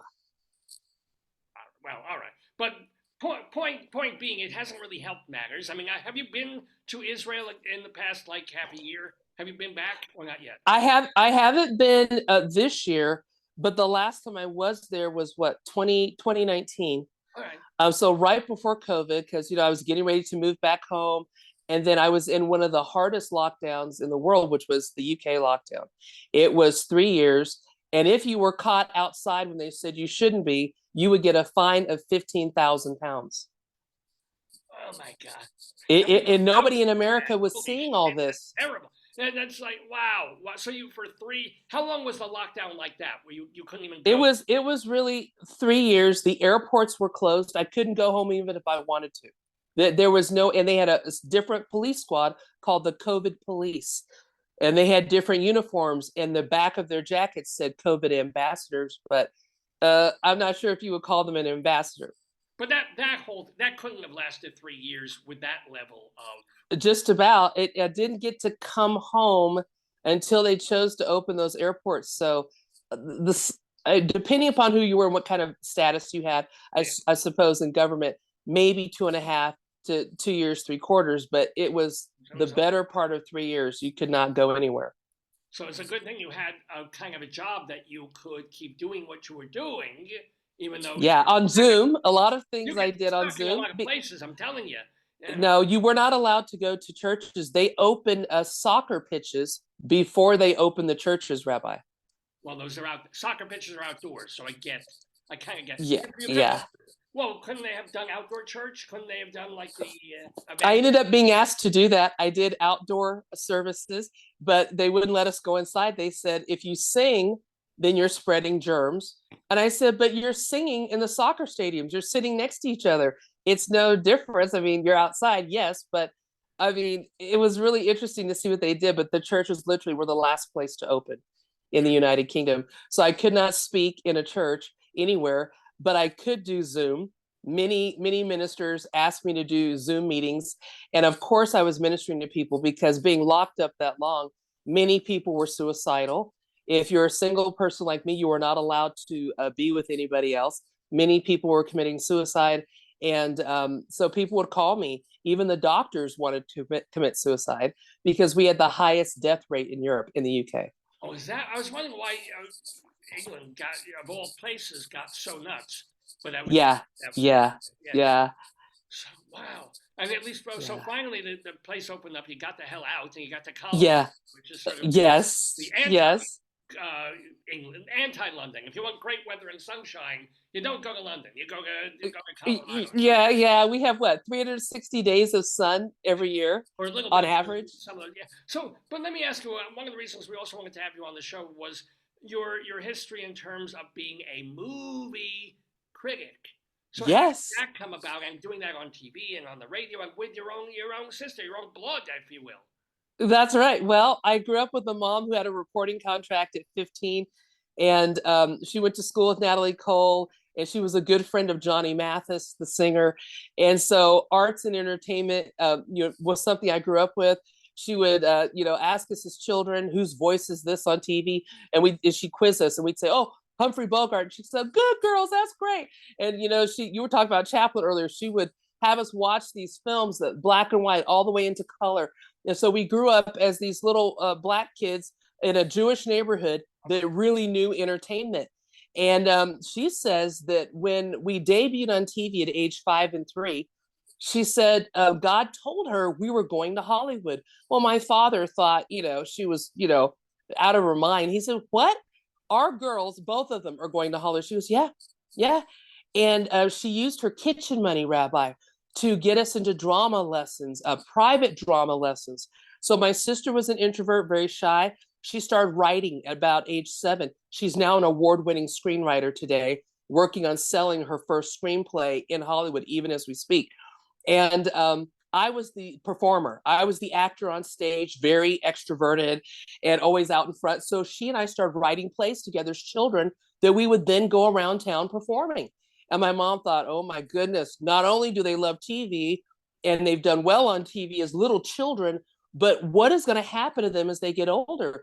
Well, we had this pretend little soap opera called Carrie and Sherry that we created.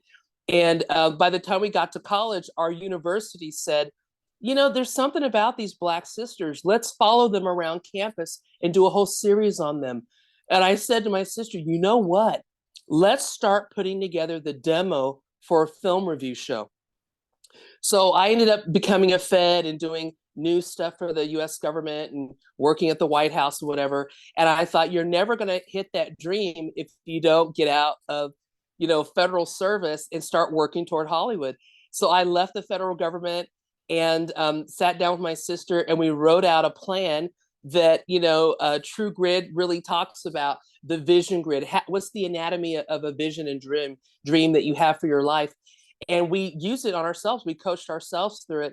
And during that time, Rabbi, I think I told you when I met you that I said another prayer. I said, Lord, I believe you called me to Hollywood. I love the business of show.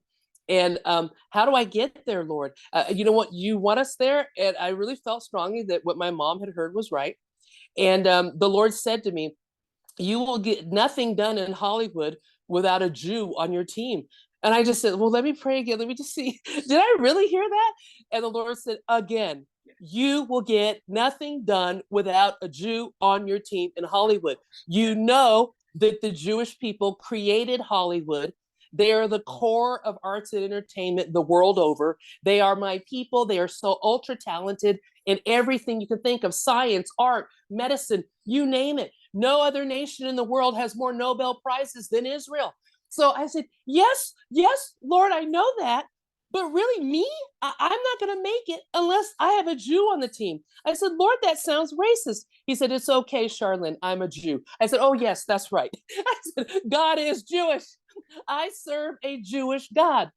And your God is my God, Rabbi. So I said, yes, Lord, that is right. That's right. So where did and you he find says, a Jew? Yeah, how to find one? Where'd you get one? That's right. Well, check this out.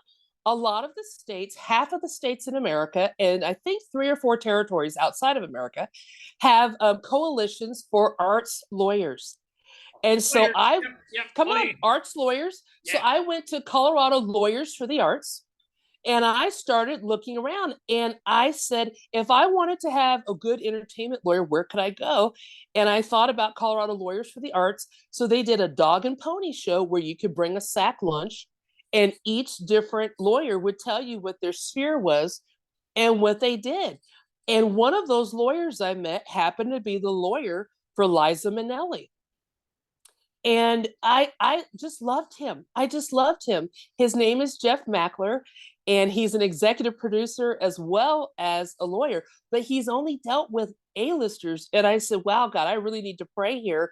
And the Lord said, you're a television producer as well, Shar. You need to do your research. You know, a good producer does their research. So I heard his spiel, and the Lord began to talk to me and my sister about having this full service production company. We would not just do TV and film and theatrical works. We would do music as well, as the need arose. And we needed a music attorney, but I also write books. So we needed a book attorney. We needed TV and film. We decided to put 2 lawyers together. And one of them was the Jewish lawyer for TV and film, but he only works with A-listers. So I had to convince him to meet with me at first. And he says, why would I want to come to Denver? I was just visiting. Why would I come to Denver? Why would I sign a deal with you? And he's telling me this from his West Hollywood office. And I said, well, you don't want to see your children? And he got quiet on the phone for a second. He goes, what about my children? And I said, you don't want to see your daughters? And he said, how do you know my daughters are in Denver? I said, I've got spies. I do my work. And he said, I'm coming to Denver, but you're buying my lunch. And I said, absolutely. And so he came to Denver, and by the end of lunch. I'm sorry, but such a Jew. He's like, I will come, I'll meet with you. I gotta go there anyway. I gotta see my kids. But you're paying, the man probably makes $500 an hour, but you're buying me lunch. I love it. Come on. I mean, he's a businessman. This is it. It's business, right? So I knew that. I grew up in a Jewish neighborhood. Yeah. I know how it goes. So I said, yes, I'm doing that. And by the end of lunch, Rabbi Sol, he was laughing his head off. He was reaching into his briefcase, putting a contract on the table. He said, you got me. You haven't even gotten your show, taken off the ground yet in Hollywood, but you got me. And it was just a matter of months that demo got made. And by the way, Rabbi, our demo for television for Hollywood for our Real Sisters film review show was done for less than $500. Wow, even Siskel and Ebert couldn't do that. So let me, when did this happen? How long ago was this? This happened, the show aired at first in November of 2002, and Universal Pictures gave us our break with an actor you may have heard of, Oscar winner Kevin Kline. Wait, how was he, what did he have to do with it? He had just done a movie, and he was the first person I got asked to interview. And Universal Pictures heard about this demo, and they said, well, can Shar do TV? I don't know. She's the new kid on the block, and nobody knew me. And I had a brand new publicist that was giving me a shot, and everybody was sitting in the corner of the interview room. And Mr. Kline wanted to get home. He did not want to, be there anymore, because, when you sign up for a movie, you are signing on to do 36 hours at least of publicity for a movie. And he was thinking, I just let me go home to my wife. And understandably, I was the new kid on the block. And when you're new, Kate, so this is it. Yeah. Right. And when you're a new critic, guess what? You're at the bottom of the barrel. So you get the actors at the end of the day, not in the morning when they're fresh and everything's peachy keen and all that. So I was new kid on the block. They put me at the end of the day about 5 o'clock. He just wanted to get out of there. We're at the Four Seasons, Beverly Hills. And I was the only person, Rabbi, that knew it was his 50th birthday. Oh, man. Oh, so he certainly wanted to get home. That day, he had to work. Yes, that day, no one else in the junket press corps knew it was his birthday. No one told him happy birthday, Brittany. And I brought him a gift from our production studio. He got the Colorblind Productions mug. He also got the Colorblind Productions t-shirt. And he just melted in my hands. And he said, is that for me? I said, yes, Mr. Klein, it is. And he said, I'll open it later. And as soon as he sat in the director's chair with me and they said, tape is rolling, Char, I thought, oh my gosh, my first interview in Hollywood. He goes, I'll open it now. He opened it up on camera, held it up for everyone. He goes, hey, Char, who owns this company? I said, I do. He says, wow. He goes, okay, I'm ready now. Let's go. And I said, yeah, it's such a treat to be with you on your birthday, Mr. Klein. I said, thank you for your time. I said, I know this is a lot to be doing this on your birthday, and I appreciate it. And we got underway. And I think one of the last things I asked him was, how would he like to be remembered? Because in that particular moment, I just thought, boy, if you were going to leave the earth tomorrow, what would it be like? He goes, wow, that's an incredible question. And he was telling me what he'd like to be remembered as. He's a husband, he's a father. There's all these things that make his life rich. And he stayed for about an hour afterwards. He just wanted to talk to me. In Universal Pictures said, what's her name? How do we spell it? What's the name of the show? She's on the junket circuit. And only 500 correspondents in the world are allowed to interview for television at that level. My sister and me are the first Black sisters, the first sister act, if you will, to do this in Hollywood. And my publicist thought, oh my gosh, Char, you're in. You will be in LA or New York every weekend, and they're going to put you up in 5-star accommodation. You will be treated like a princess. And that started. And then, of course, my lawyer couldn't wait to come have lunch with me at the Four Seasons. With him paying this time. Oh, yeah. He says, oh my gosh, honey. Oh my gosh, you're in. Char. You are here. Oh my gosh. And so everyone, Rabbi, from Michael Caine to Robert Duvall, Bob Newhart, Ed Asner, who just recently passed. He was so precious to me. Do you know, anytime I was in New York, Ed Asner could see me walking down the street and he would yell out, Charlynne, how you doing? He never forgot me. I interviewed Ed Asner. He forgot me. I would run after him down the street. I say, Ed, we had such a great time. He said, get away. Who are you? I was dressed like this. And still didn't. Oh, Rabbi, that's just, maybe you caught him on a bad day. No, I'm kidding. I did interview him. The other part was not true. Yeah. Where did your show air? Where did Real Sisters? Where were people watching this? It aired on the LaCie Network, and of course, this is before YouTube. We didn't even have iPhones back then. There was no YouTube. There was no iPhones. We have the old tapes, which my sister is digitizing right now, because everything was beta, and all the little mini tapes that we used, and we'd have to FedEx them back from the hotel to get to the network for them to do the final edits on things. I mean, it's hard for kids to believe now, but there was no YouTube back then. And the show aired from 2002 to 2006.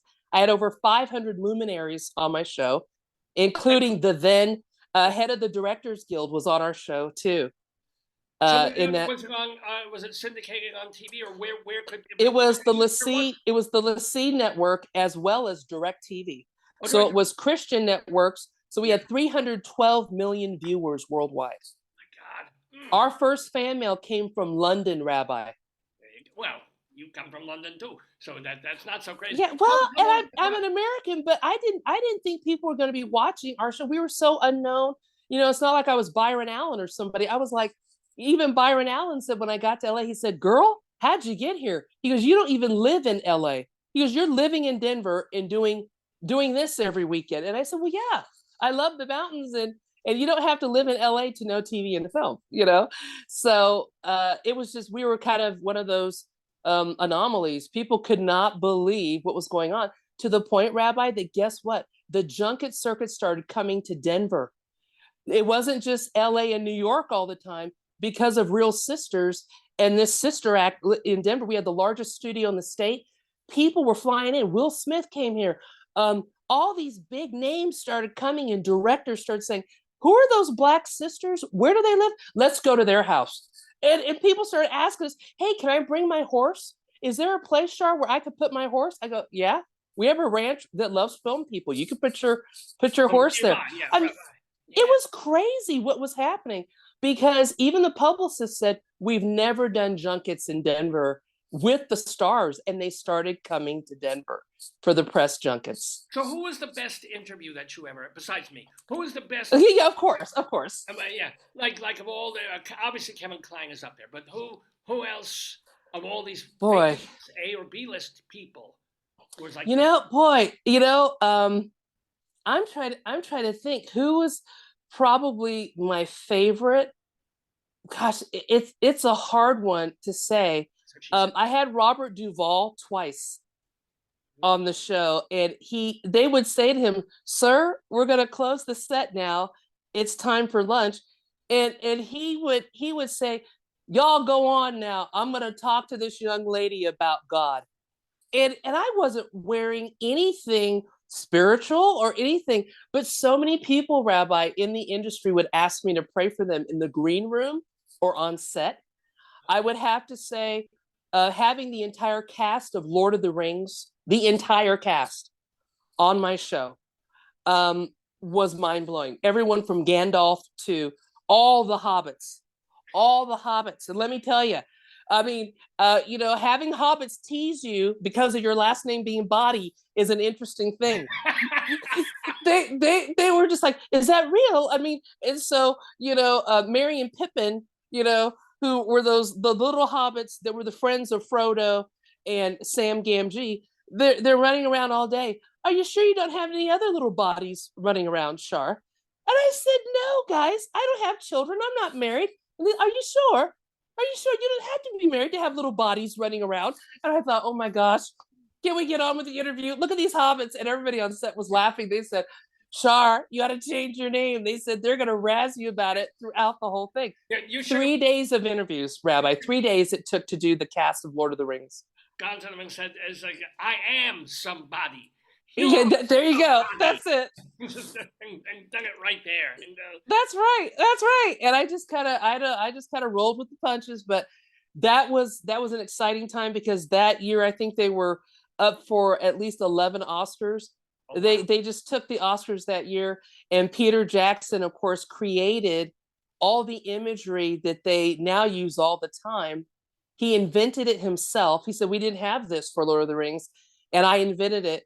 And where we have, Lucasfilms has Industrial Light and Magic that is on almost every movie that needs special effects.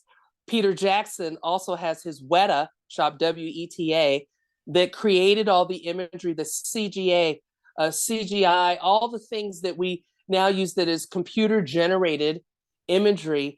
So many things came out of that film. And that was something I asked God as a little girl. God, when Lord of the Rings comes to Hollywood, can I be a part of it? It was just mind blowing to sit with all of them and, just see what it took to put together a trilogy like that and have thousands of actors live together, Rabbi, for 3 years in New Zealand. I don't know which is the worst part, living together in New Zealand. No, I can't. I was like, wow, Peter, how do you pull that off? And he says, it was mind blowing. You know what he said to me, Rabbi? He literally said this to me. I said, how do you pull off a feat like that and make it this perfect? It's flawless. Look how many Oscar nominations you have. He says, I don't know about you, mate. I don't know where your faith level is. He said, but it was the unseen hand of God that helped me. All right. Now, we know that Tolkien, who created Lord of the Rings, was a solid believer in God, and he is instrumental in helping the number one atheist in the last 100 years, who was C.S. Lewis at the time. He was instrumental in leading C.S. Lewis into a belief in God and in the writers group out of Oxford. And so when he said that to me, I said, really, Peter, you believe that? He said, no doubt, mate. He says, no doubt. He said, there's no way you can get thousands of actors like at this level to live and work together peaceably and love each other for 3 years with no problems. Well, God and a lot of weed. I think that could. Oh my gosh. Teasing. We're talking, by the way, with Charlynne Boddie. Oh yes, she is. She's with us in the Daverhood for a couple more minutes, but again, we do want to push your book, and your book is called True Grid: Discovering God's Custom-Designed Blueprint for you. Hold that thing up again. You had it right with you. Yeah, I'm gonna show that to you. So here's True Grid. Yeah. And oh my gosh, it's got a vision grid that helps you find out the anatomy of the vision you have for you. But if your listeners are interested in finding about my adventures in Israel during my ambassadors program, this is my latest book, and it's called No Appointments Necessary.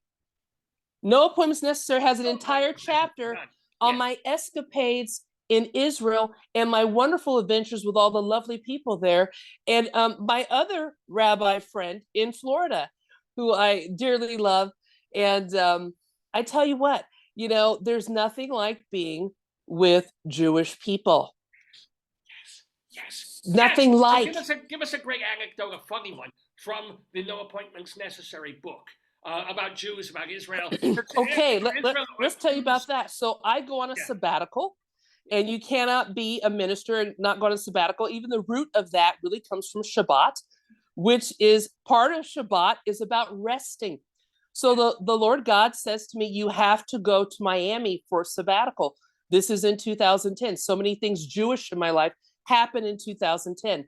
And so, or before that. So right before that, is when I land in Miami. And guess what? It is during the Feast of Hanukkah, the Festival of Lights, the Feast of Dedication, all of that. It's lovely. And I arrive on the second day of Hanukkah, and my host said, Shar, we're tired of the sun and sand. We're going to go to our ski house. So they left and gave me their beach house in Miami for 30 days. And they were gone less than an hour, and the doorbell rings. I thought, oh, the couple that loaned me the house, they forgot something. So I went to open the door. On the doorstep were two rabbis, not one, but two. And I said, oh my goodness. And I just the reverence you have for your men of God. And I said, yes, may I help you? And they said, do you own this house? I said, no, sir, I do not. They said, well, what are you doing here? I said, I am a minister on sabbatical. And then the first rabbi says, oh, this is an act of God. This is an act of God. She's a minister. And I said, how can I help you? He says, I am Rabbi Shalom. And this is another rabbi friend of mine. And we had a vision in the synagogue this week about this house. And I said, oh my goodness, the hair stood up on the back of my neck. And I said, please come in, rabbis. So they came in off the porch of this grand mansion on the beach. And they came into the house, and they said, we have a few questions for you. We're trying to understand why God gave us a vision about this house. I said, have you ever been to this house? He says, no. And the address is 77 Ocean Boulevard.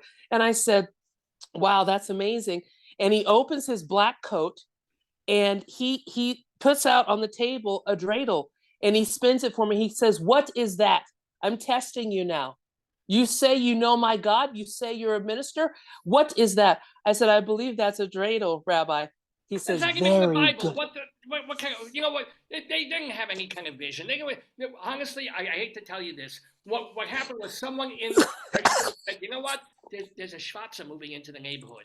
Better check this out. Make sure. Yeah. Oh, but it was wild. This is the funny thing that happens, though. I knew everything he was taking out of the coat. He was showing it to me to test where I was at, and with my Jewish knowledge. And he says, so you're sure you know my God? I said, I am very sure I know your God. I was smiling at him. And the other rabbi is French. They're both French. They were escaping persecution in France because it's very high there against Jewish people. And so they had come to Miami and had a synagogue there. And he brought this other elderly rabbi with him to, I think, really check this house out. Like, what's going on at this house? Why would God give us this address? We've never been here. And he was checking me out. And when I said I was on sabbatical, he loved that. And then he said, okay, what's this? I said, that's a Hanukkah. That's the Hanukkah menorah. And he goes, wow, okay. He goes, but you're sure you know God? I said, I do. And he said, why do you think you know him? I said, well, he saved my life 5 times. And the rabbi looks at me, he goes, he saved my life 10. He's like, I'm not going to be outdone by this girl. I said, of course, that's Rabbi. so Jewish too. And then he made you pay for lunch. No, oh yeah, come on. And he goes, here's my card. I said, and what am I to do with your card and your number, Rabbi? And I'm just deferring to him the whole time. I said, what would you like me to do, Rabbi? And he said, you must call me Charlynne before the end of Hanukkah. And I said, yes, sir, I will call you before the end of Hanukkah. And he said, be sure that you do. And he left. And I just said to myself, I said, that is an experience. But it began a 12-year friendship, Rabbi. It began a 12-year friendship. And he wrote me this week. So I know that means it's time for our annual chat about what's happening in his neighborhood in Miami, what's happening at the synagogue, and how we can pray together, of course, for the peace in Jerusalem and all of the Israeli nation, its people. How can we pray for wisdom for the leaders, especially in this time since October 7?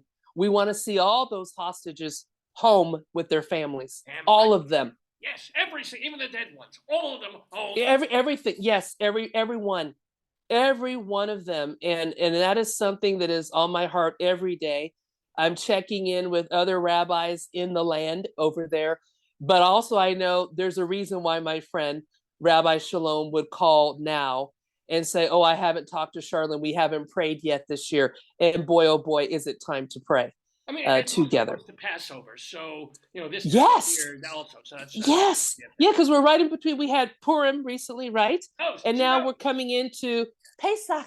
It's time for that. For a shiksa, you're such a Jewess. It's wonderful. Yeah, I love it. And before we let you go, Charlynne, the one that you did bring it up, I forgot to mention.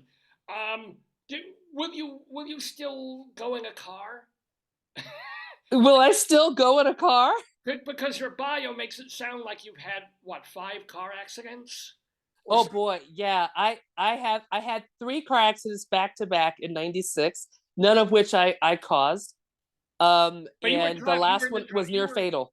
Yeah, I was driving and people hit me. It was amazing how many hits I had that I did. I've never hit anyone in my life. My driving record is lily white, right? Yeah. But that last one was near fatal. They had to cut me out of the car. I got hit head on by a drunk driver, and another car T-boned me, and my body was in between the 2 cars.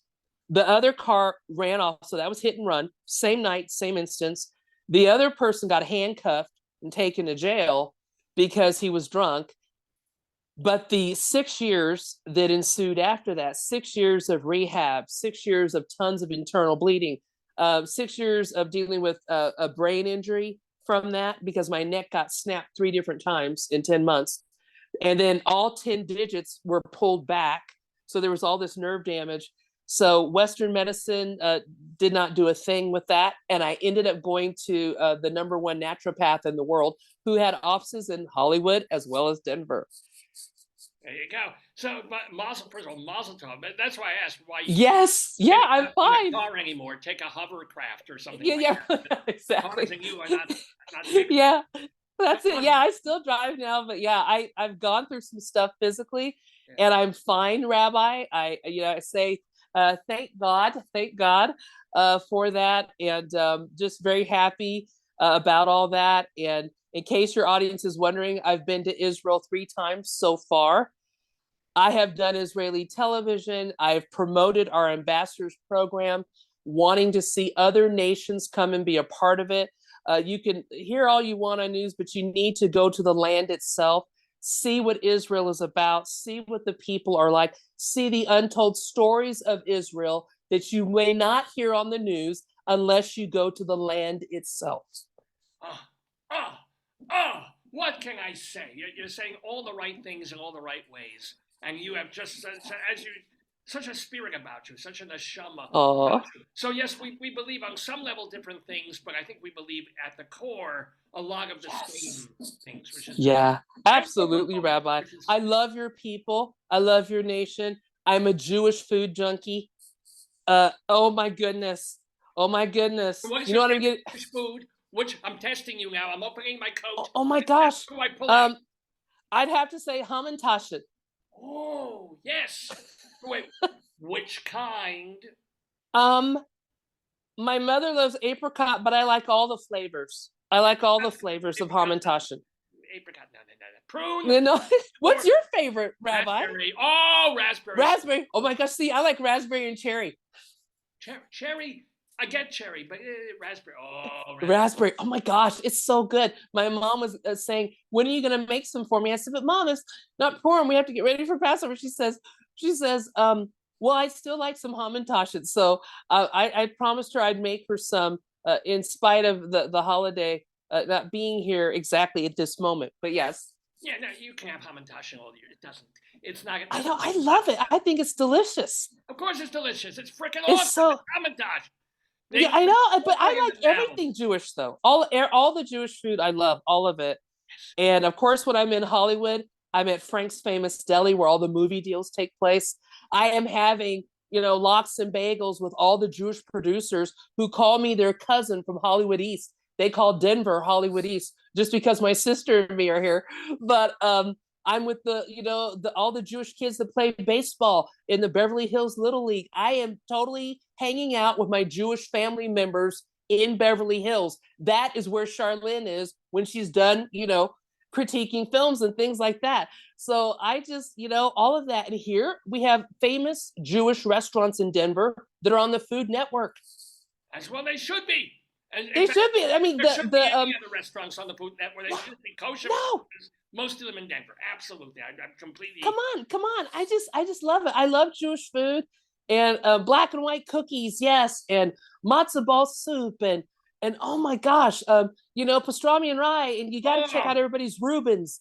My sister's having the Reuben. I'm having pastrami and rye with the mustard and all the yummy potato salad and all that. And then I love making potato latkes. And I mean, I am a Jewish food junkie, okay? And my granddad, you got to let your listeners know this. My grandfather was a famous New York City kosher chef.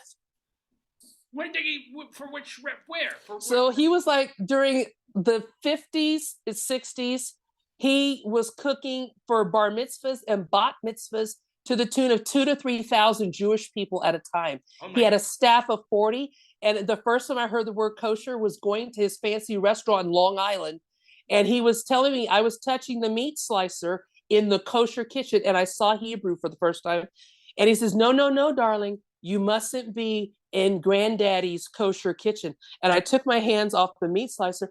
I said, what is this, granddaddy? He said, that is Hebrew and you cannot be here. I said, but why? He said, because the rabbis have blessed everything here and we cannot have Gentile hands in here. He said, you can play in the Gentile kitchen. Well, I love food. I love preparing it. Used to have a catering company. So he said, you can go in this kitchen, but you can't be in this one. And my mom said, I'll explain it to you later, she said to me. But he's a Gentile. Why could he be there? Did the rabbi bless him? Boy, you know what? They blessed him for that. And they loved his food. And you'd probably have to talk to the rabbis about what kind of agreement they had, because all those hotels that were owned by Jewish people, they would not have anyone but my grandfather. And I got to meet some of the Jewish hotel owners that said, your granddad, it's his food. We just love it. And man, many, many decades he did that. And they actually, the Jewish people of New York, they built the house that my grandmother and grandfather had in Miami. That was the first house, one of the first houses built in Hollywood, Florida. They built it and it was a gift from them to my grandparents. Mm-hmm. Oh my God. Oh, yeah. Such nachas, such joy in all these stories and all these things. If you want to get nachas and joy, you're going to want to get the two books by our guest, Charlynne Boddie. True Grid, as well as No Appointments Necessary, which you can get on Amazon and all the usual ways. Yeah, Kindle. And if you don't want to read it yourself, I'll read it to you on Audible. Oh, even on Audible, look at that. You have a website, by the way, where people can... Yes, it's just my first name, just Charlynne.com, just CHARLYNNE.com. Charlynne.com. Well, it has been, as you've seen, an absolute delight and a joy talking with Charlynne, even without the .com.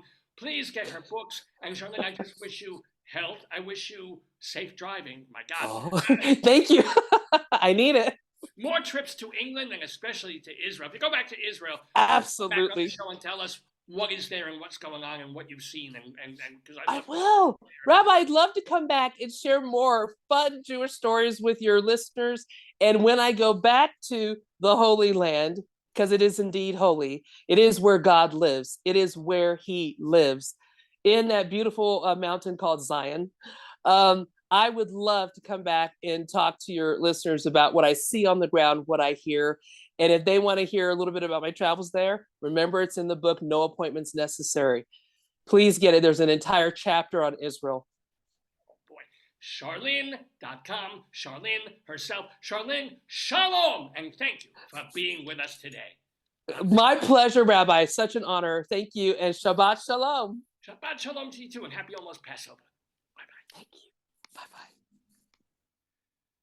Ah, what a delight, what a joy, what fun we have had with Charlynne Boddie. Oh, did I tell you it would be great? Did I tell you she would be so much fun? Did I tell you she would have such great stories and such personality? Not to mention such relentless, almost overbearing love for the Jews and for what we represent and who we are and what we really are. Not what the college kids are saying, not what the assholes who are blocking traffic are saying, but the true Jews who do control everything. This is true. But we do it in a nice way, so you should be grateful. Anyway, I control only this segment of the Dave's Gone By Facebookio, Podcastio, Programmio of the stream. So I've got to go away. I've got to bring Dave back. He's the regular host, and he'll bring his wife, and she'll make noises with things so we can continue with more of the Dave's Gone By show on this Saturday. It is March 30th, 2024. I do want to wish you a happy post-Purim, even if Purim's gone. Charlynne is right. Go have some hamantaschen. They're yummy. They're delicious. You can have them at any time. And really, it's a triangle thing. It's got fruit things in the middle there. It's like a vagina. You'll love it. Try it. Anyway, I've got to go. Shalom uvracha to every one of you from every one of me.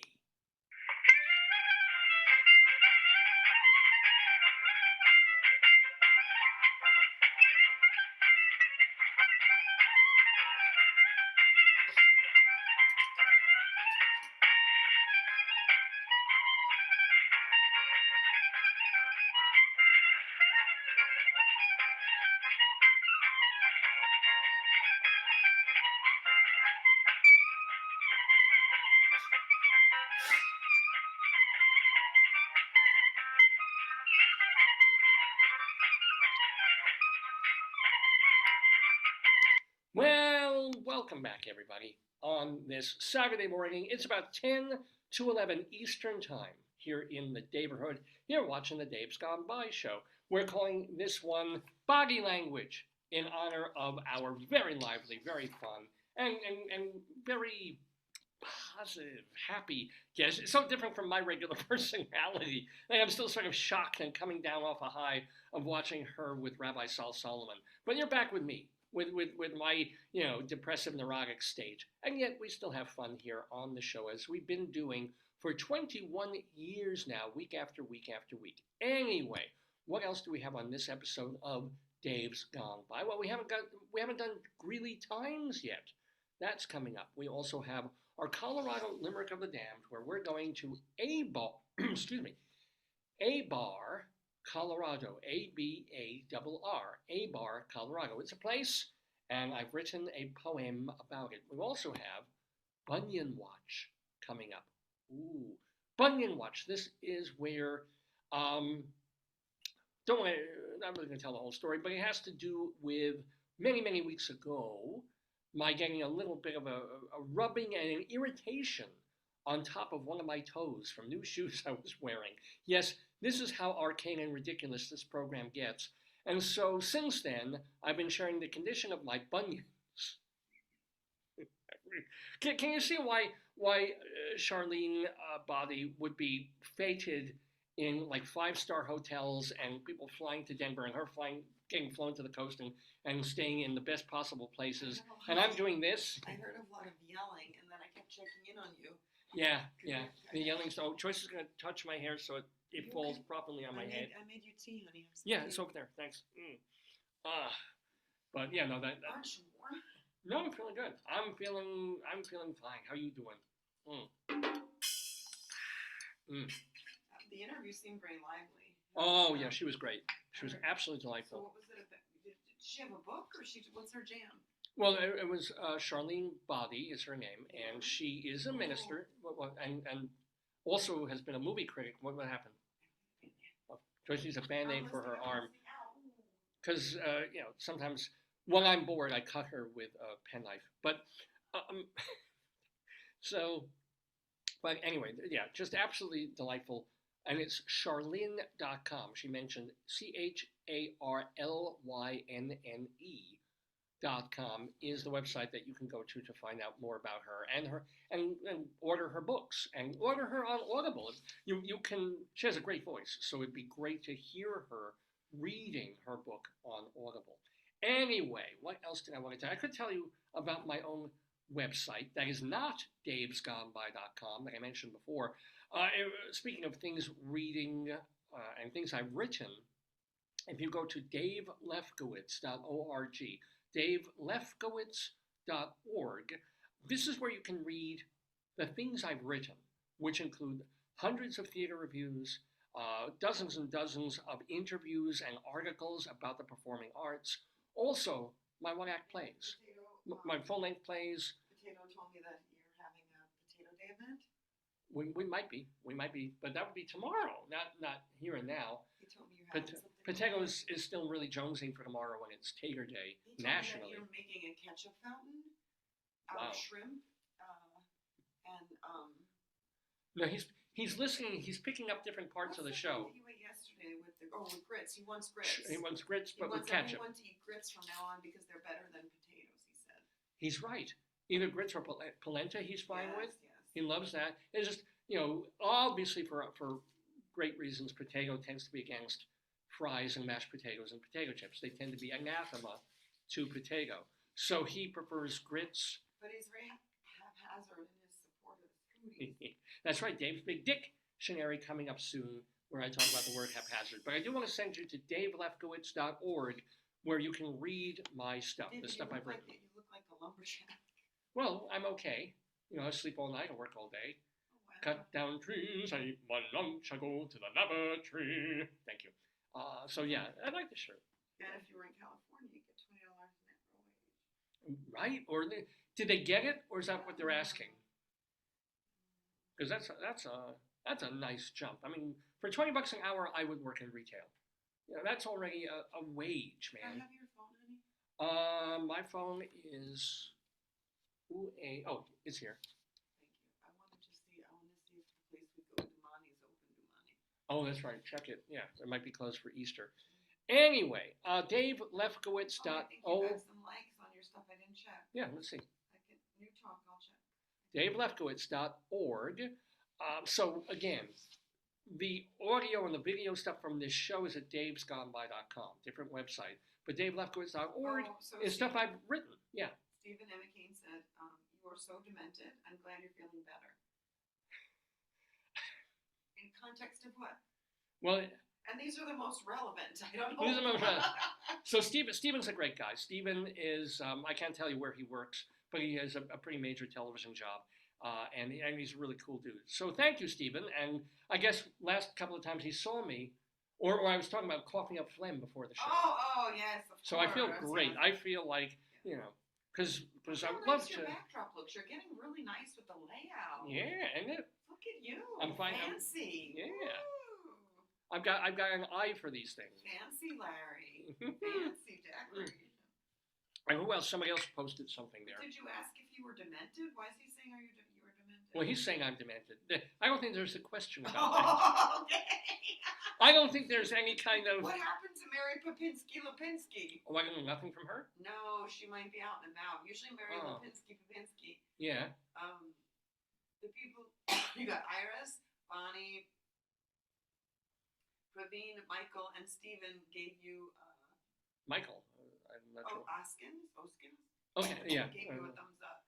Well, thank you, everybody who's watching on Facebook, giving me thumbs up, giving me likes. Really, really appreciate it. Tell your friends, tell your family, tell your followers that Dave's Gone By is here, and this is what we do. And we do it every Saturday from 9 until noon or thereabouts, Eastern Time, right here on the Facebook page with davesgoneby.com for all the archives and other information. What is this? You posted that? Yes. That's her image? Yes. What does it say Boddie on it? That's her last name. Oh, okay. Yeah. I mean, it's not showing the whole, or Her whole name is Charlynne Boddie. Yeah, I never heard you refer, like, that's a military practice where they refer to the last name. Well, she has liaised with the military. She was working the That's press why. corps. Yeah. No, she has had quite a life so far, with many more years to go. She's a life So long as she coach. doesn't have another car accident. Life coach. Yeah. Anywho, so it's just about 11 o'clock in the morning. We need to go now, since she talks so much about Colorado. She lives over in Thornton, which is kind of neat. Not so far from where we were. Yeah. Is that why she reached out when David did when you did the summit? Right. Well, also because we had movies in common. Commonality, but Yeah. I wonder if that's. But here's the deal: in Colorado, where Joyce and I lived, which is Greeley, Colorado, there's this newspaper, the Greeley Tribune. How old is this? This issue is already like from 2019. It's getting all crumbly, but we still have it, thank goodness. The Greeley Tribune newspaper. I'm writing what's on your mind now. I'm doing my show live. Still comes out 3 days a week, I think, or 4 days a week hard copy. Rest of the week it's online. But what they do is they have a column there every week where they take from public record the blotter, the police blotter, of phone calls that come into dispatch where people are saying, oh my God, there's something crazy happening in the neighborhood, send a cop. And half the time the crazy person is the person calling, and other times there's something really crazy but funny happening in the neighborhood. The funniest... Sometimes it's like, there's someone with no pants walking around a park, Which is generally me. And then then after the pants on. bad things are, perhaps somebody's attacking a squirrel. It's true. A horse poops over a fence. This was a headline at one point. Or people are parked in a car, delivering packages. They don't like that. Yeah. So it gets really kind of picky, arcane information that goes into these things. Although, you know what we haven't had in a very, very long time? Of people who want... I can write your post on Facebook with AI. There you go. But you know what we used to see all the time that they don't do anymore? Is everybody wanted to speak to a supervisor.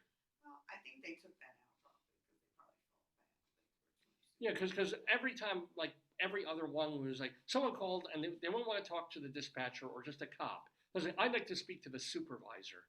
And it just became kind of a running gag for us here. But still, after all these years, the column continues in the Greeley Tribune. They call it Cop Log, and we continue the segment here on Dave's Gone By. We happen to call it Greeley Times.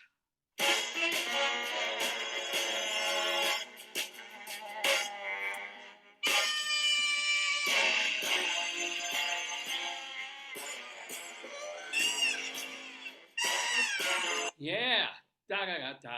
Greeley Times, ladies and gentlemen. We used to be called Greeley Crimes and Old Times, but that was when there was another article, weekly column in the paper that had to do with things from 100 years ago. Unfortunately, that column ended. The guy who did it passed away, but we still have the criminality of Greeley, Colorado. What's on your mind? I'm doing my show, ladies and gentlemen. That's exactly what I'm doing. All right, here we go. Talk about first thing that generally the phone rings. Oh, that's they've changed the ringer. Here, you can use this. Oh, yeah. Want to try that? I got my phone. Oh, here we I go. don't know where the buzzes are.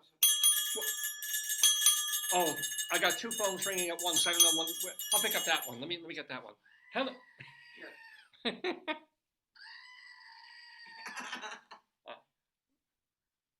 Hello? Can you speak up?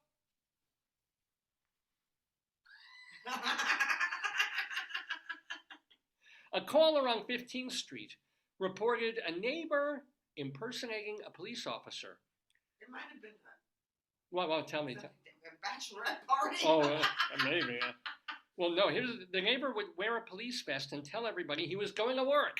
Okay. But the caller knew a man wasn't an officer. How does she know? I know, right? He could be undercover, right? Or maybe As not. you say, he could be going to a bachelorette party. Yeah, but I wonder, but it's probably illegal to impersonate. If you impersonate somebody, but how does she know? That's the creepy part that I find more creepy. It's like, how do you know? Like, I don't know what people do. How could you could say like, oh, you're not a professor. Like, how do you know? Yeah, well, I guess nowadays it's a lot easier because you could probably Google or figure out They call don't them. have the Yeah. images of cops. Yeah, it's true. You know, like, how do you know? How do you know he's not or she's not a cop? True. That's True. interesting. Yeah. Interest on 15th Street. So I 15th That's where Street. the action happens. You know, sometimes things happen closer though to the university, to the school. See, oh, I knew it. I knew it. Another call. All right, hold on. It was this call. They called back, and they're calling now. But yeah, hello.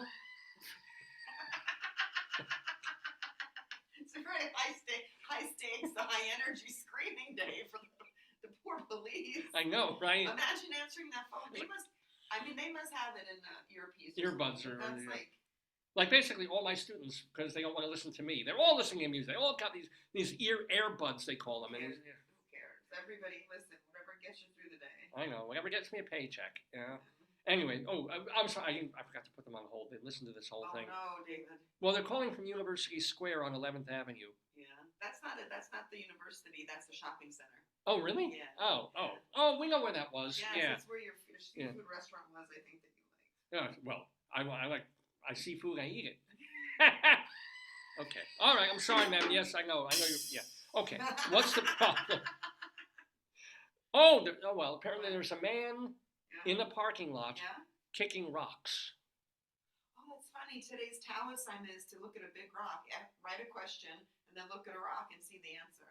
So it's a rock day. Really? And what was I talking about earlier in the show? The line from Man of La Mancha. When a stone hits the pitcher, a pitcher hits the stone, it's back with the pitcher. So it's like it's rock day. Lobster! Here comes a manta goat. Here comes a sting goat.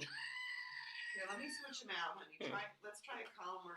Maybe this will help with the police. Oh, okay. All This right. will help with the police. They need some help. Actually, they did check with the guy kicking the rocks in the parking lot. Turns out it was a UNC graduate who just found out what his degree is worth. Oh, hey. Hey. I like to think of all kinds of helpers in our world. There we go. There You we like go. to think of all kind of helpers. See? This is our Maybe Mr. they Rogers should get pepper. like a Mr. Rogers type to answer those calls. He'd be like, so what's the problem with, kicking rocks? Like, he might. No, the problem with having Mr. Rogers be at a suicide hotline, absolutely. It would diffuse the situation, yeah. But at like the 911 focal point of Yeah. cops is like the house is on fire. It's like, where are you? The house. He would be like, first I'm gonna take off my sweater, then I'm gonna change my sweater. Wait, first now I gotta change my shoes. I have to feed the fish. Now let but- me play some song. It's like I think I'm my house is on fire. It's you I like. It's not that they sing along. Oh wait, it's McFeely. Help! I'm being raped. It's like, but remember, it's not your fault. That's right. It's like Mr. Rogers. He's tearing me open. It's like, that's not a nice. Maybe you should talk to him. Yeah, no, can't have Mr. Rogers being that kind of a helpline person. No. By the way, okay, so meanwhile, well, we talked about the man kicking rocks. Yeah. A caller on 17th Avenue, same day, reported a man screaming and standing in the middle of the road with his arms up.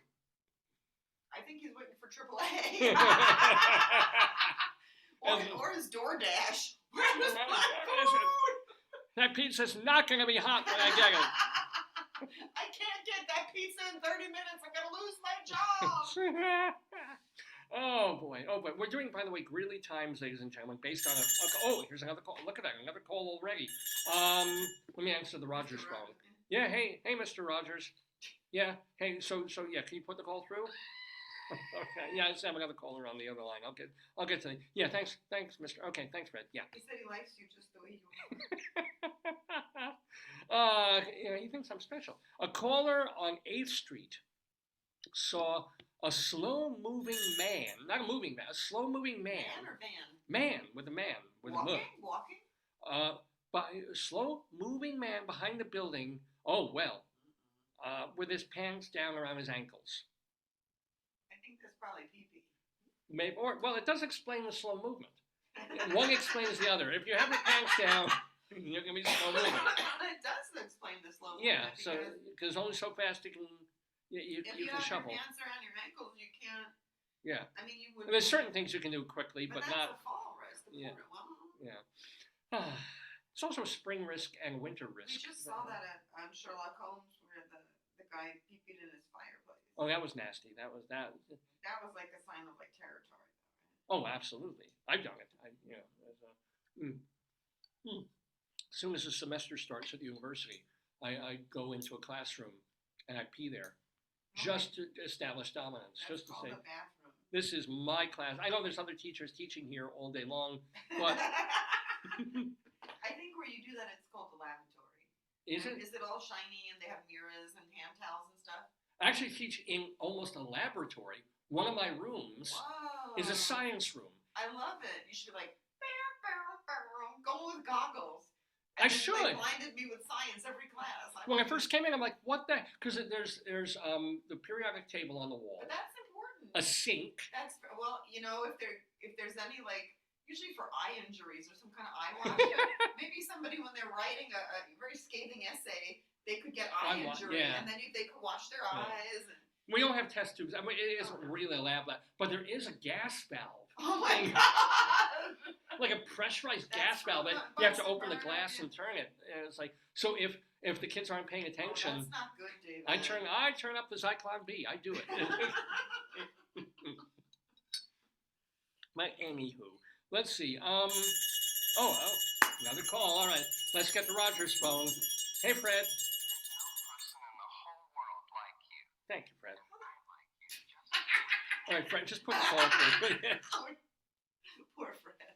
Speaking of, look at this. A caller on 13th Street reported hearing voices Oh, Fred.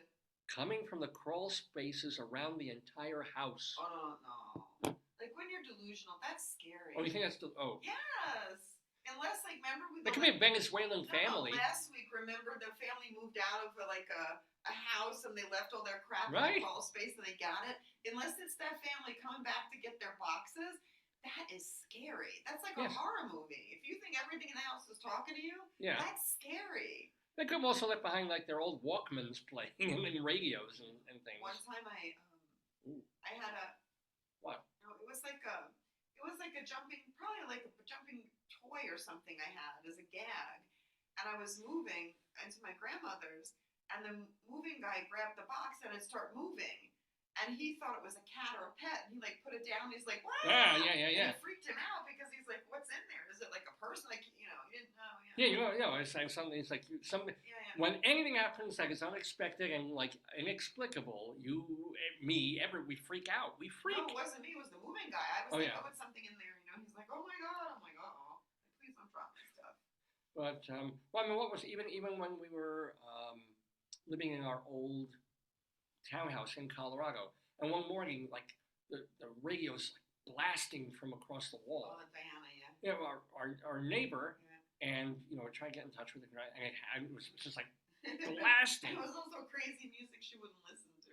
So we were like, what the heck? And then I ended up calling her. She had been out of town or something. It just was auto No, set. she said that her boyfriend bought her a Bose music player, Oh yeah. but she didn't know how to set it, and she was trying to set it, and whatever she did, she didn't set it right, and it just It was right against our wall, so it just sounded like something booming at like 7 in the morning. It's like a hotel when the person Yes. before you sets an alarm, and you wake up and you're like, why did I set the alarm for 3 a.m. and you didn't? It's someone on a flight or something. Yeah. No, I mean, it freaks you out, but until you get that moment where, like, oh, until you have the explanation, everything is really creepy and scary in this world, I know. Honestly is. What else? A caller. On 5th Street. Oh, this one's from the goat. Said that a neighbor, speaking of neighbors, was pounding on the wall and intimidating him. Last time he left his house, she threw a snowball at him, and he had to be at work soon. Honey, I can't even. honey, first of all, Yeah. no. No, I know. No, I don't. aside from the fact that the snowball incident happened in August, so no, just kidding about that. Anyway, let's do an Elsewhere. Now, Elsewhere is not from Greeley, Colorado. It's from somewhere else in the universe. So, yes, even though this is Greeley Times and all of this is coming from the Greeley Tribune, we do go far afield for at least one story, a weird story in the news that isn't from Colorado at all. It could be from anywhere else in the world, and this time we have one from Spring, Texas. And this is a story from the Huffington Post. Happened, and it was just in the papers a week or not even a week ago. A kilt-wearing man.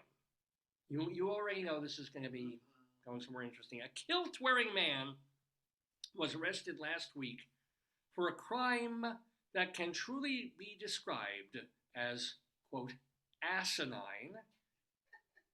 He was in an antique store, and he took items that were for sale in this store and placed them in his anus. Why? Oh. Was it like to steal them? Was that like a stealing attempt to put it in? Now this is what the headline makes you think. That it's stealing. He's tucking things up his anus. He's actually very smart because it's easier with the skirt. Oh, the kilt, yeah, makes That's like smart. That's yeah, really smart. yeah. And by the way, the O is not mine. This is the O from the writer of this article on HuffPo. Oh, and then he allegedly put the tainted items back on the shelves. Oh, E. coli, no.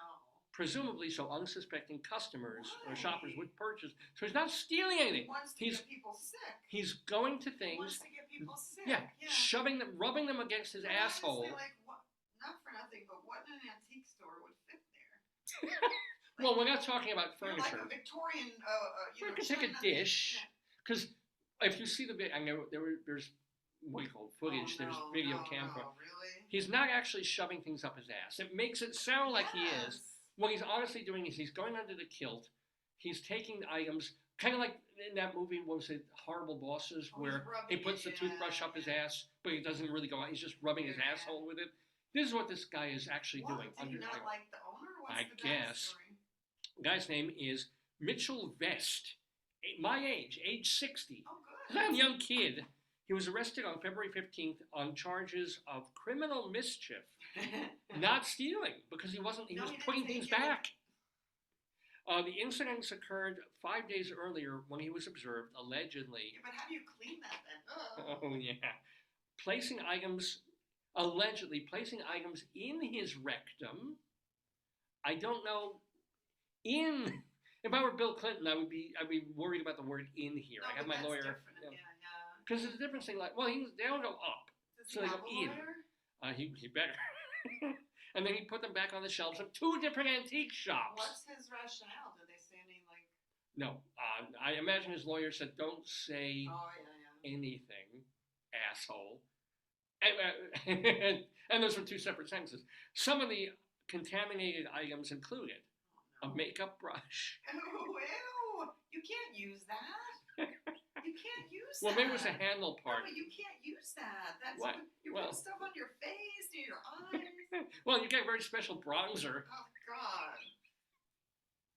And then you have, let's see, an antique bottle opener. But David, do you think that people are watching him, like, and then they see it, or they saw it on video? How did they catch it? It was he was a guy in a kilt comes into a store. Yeah, but kills a lot. And then he was the what do they call it? The cameras? The security camera. Yeah, the security cams capture him. You can see him, and you see him standing with his back to the camera, as it were, and him reaching with an item up under his kilt, and you see the kilt moving back and forth. It's really bad. You can look it up. Look up. I know. Mitchell Vest arrested. Mitchell Vest kilt. Okay. Oh, it'll show it. I should show this. I might as well show it rather than explain. It's a TV show. Can you give it? Oh yeah. Mitchell Vest. Kill. Mitchell Vest. Kilt Antiques. Mitchell Vest, the man who was rubbing antiques under his kilt.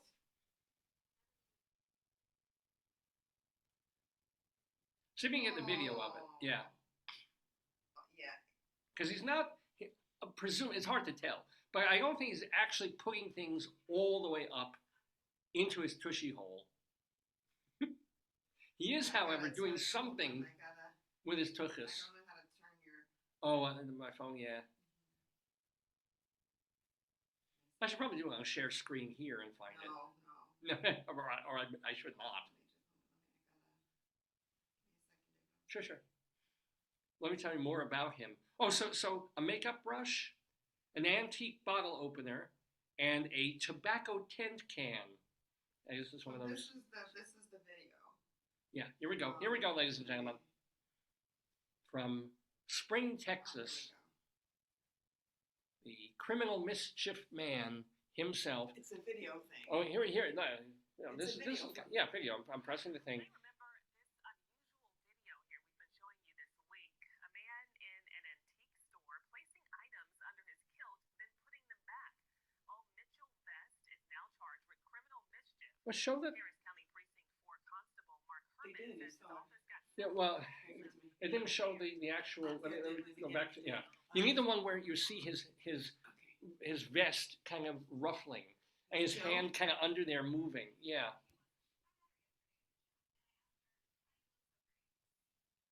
But what else about him?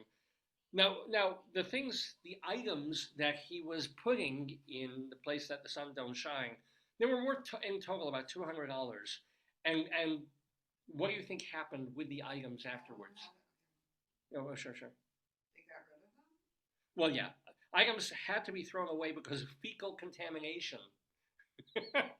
And Vest was free on a $100 bond because it wasn't stealing. Again, Images of Michael Vest putting items under his kilt. So, you want some pictures instead of. Well, I wanted the video of him. Let me see if I can find it on here. You want this one?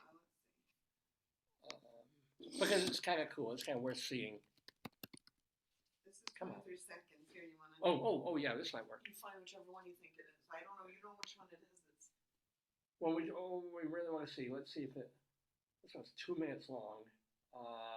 Let's try this one, the short one that's 23 seconds, if it'll show. Because it's worth seeing, I hope.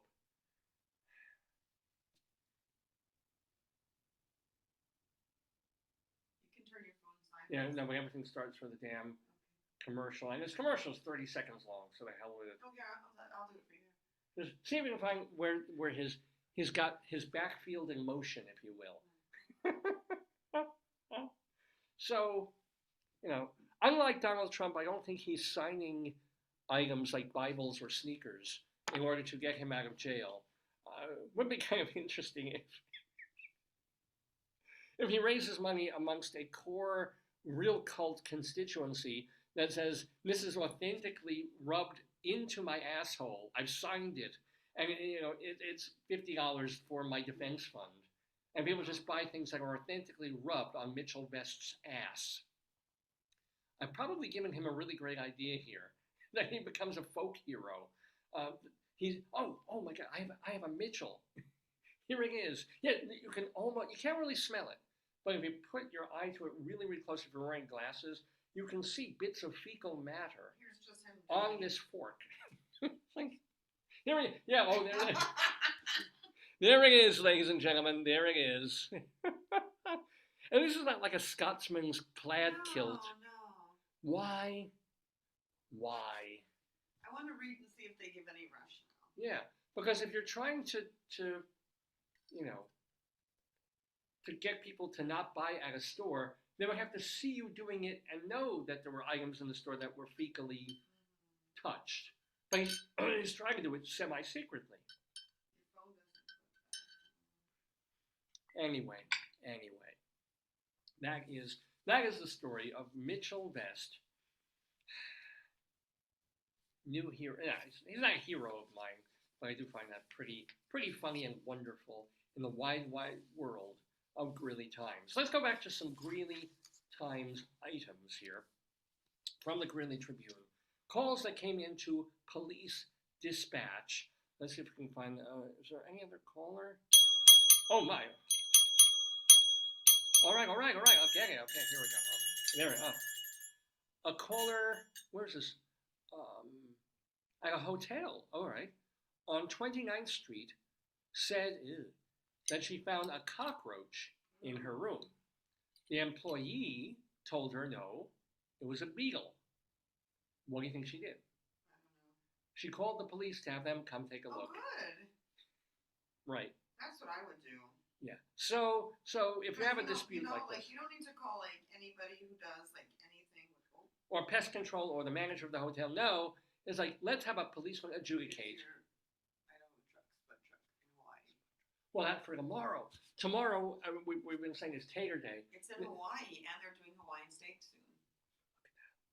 This is the Colorado Potato. Colorado? Idaho. I'm sorry, Idaho potato truck. Look at it. Just look at it. Heaven. All right, let's finish up. Did the police ever determine what the nature of? No. I mean, this is all I have. This is all that I've got. And all we found so far is a couple of days later of what Mitchell Best's rationale was. So anyway, a caller. By the way, we talked about a caller from 29th Street Hotel. This one is from a motel on 13th Street. Oh no. And the caller said that a guest who had not paid was refusing to leave the room. When he was asked to leave, the man pulled the blankets over his face and said he was going back to sleep. Oh, he's tired. Can I do that at the Ritz-Carlton? Just be like, you know what? I mean, I'm going to stay I'm not going to pay for them, but let me stay 3 more days. I'll get. I think you good. have to pay. Good. You think? You think they won't just let you stay if you? Because all the New York Post is writing about these days is squatters who are taking houses that people haven't stayed in for a few weeks. Oh, the guy was in Texas. I didn't realize the killing guy was Texas. Yeah, in Spring, Texas. But the gallery owner said, I haven't watched it a couple times to be sure. I don't think you need to watch it a couple times to be sure.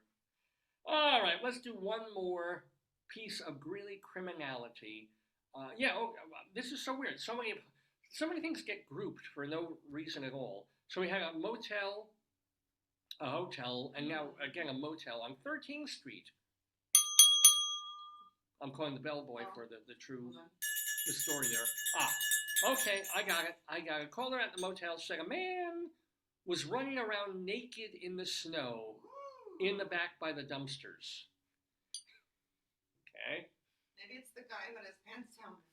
Here comes Santa Creep. Here comes Santa Creep. So, also reminds you that as much as I love Colorado, this is only from like 2 or 3 weeks ago, and they suddenly got pounded with a giant snowstorm. We did not. So, yay. Anyway, those, my friends, are Greeley Times for this Saturday, March 30th, 2024. Mr. Horace Greeley was no fool. I'm sure that you'll agree with me that Greeley was no fool. What he is getting at is that Mr. Greeley was no fool. Yippee-yi! Yippee-yi, yippee-yi, yippee-yi, yi-yi, yippee, yippee, yippee. Yes, ladies and gentlemen, yippee-yi, yippee. We just got through Greeley Times here on Dave's Gone By. A lot of shenanigans. A lot of stuff. There. Yeah. Now I'm wondering if all that excitement, if all those things about the hotels and motels and the guy rubbing, putting things up his ass, is that going to what happened, babe? They spoke with one of the last drivers to drive across Francis Key Bridge. Oh yeah. Oh, say, can you see the bridge falling down? Yeah. Well, why Joyce is looking at that? All this. He cooked in a bakery, so people work in the night shift. He was making food for the day. He's the head baker. Wow. Mm-hmm. So, a minute later or earlier, he would have been in the drink. Yeah. Mm-hmm. He made it off the bridge at 1:27 a.m. A minute later, it collapsed. Wow. He said he didn't hear the boom because he was playing Sirius radio. Boom, boom, boom, boom. Like, what? A and then he said he thought it was odd because the road was empty. It was like, where are people? Well, Nobody in front of him, he would have yeah, had but more. nobody could join him after him. Like he was, he Oh, was yeah. He said especially because an Amazon has a large distribution center nearby, Oh, which okay. makes sense near Yeah. a port, but yeah. Wow. I didn't even know anything was going on, but there was nothing behind me. But I did get a lot of messages and calls and emails from people after the bridge collapsed in Baltimore, wondering if my bunions were affected by the bridge, by the tragedy, by the calamity, by this weird freak of fortune of the ship, the Dolly, running into the Francis Scott Key Bridge over the Patapsco River. So let's check. Let's see if my bunions have turned color or grown or shrunk owing to the calamity that happened in Boston in Baltimore just a few days ago. So I'm going to lower the desk here. I'll move my chair out of the way so that we can check the condition of Dave's bunions. Oh, and by the way, we call this particular segment that we've been doing for several weeks now. Where is it? Hold on, gotta get it over here. It's Bunion Watch.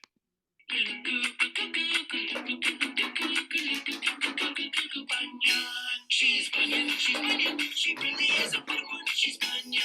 Listen, doctor, to my plea, it's time for bunionectomy. Bunions,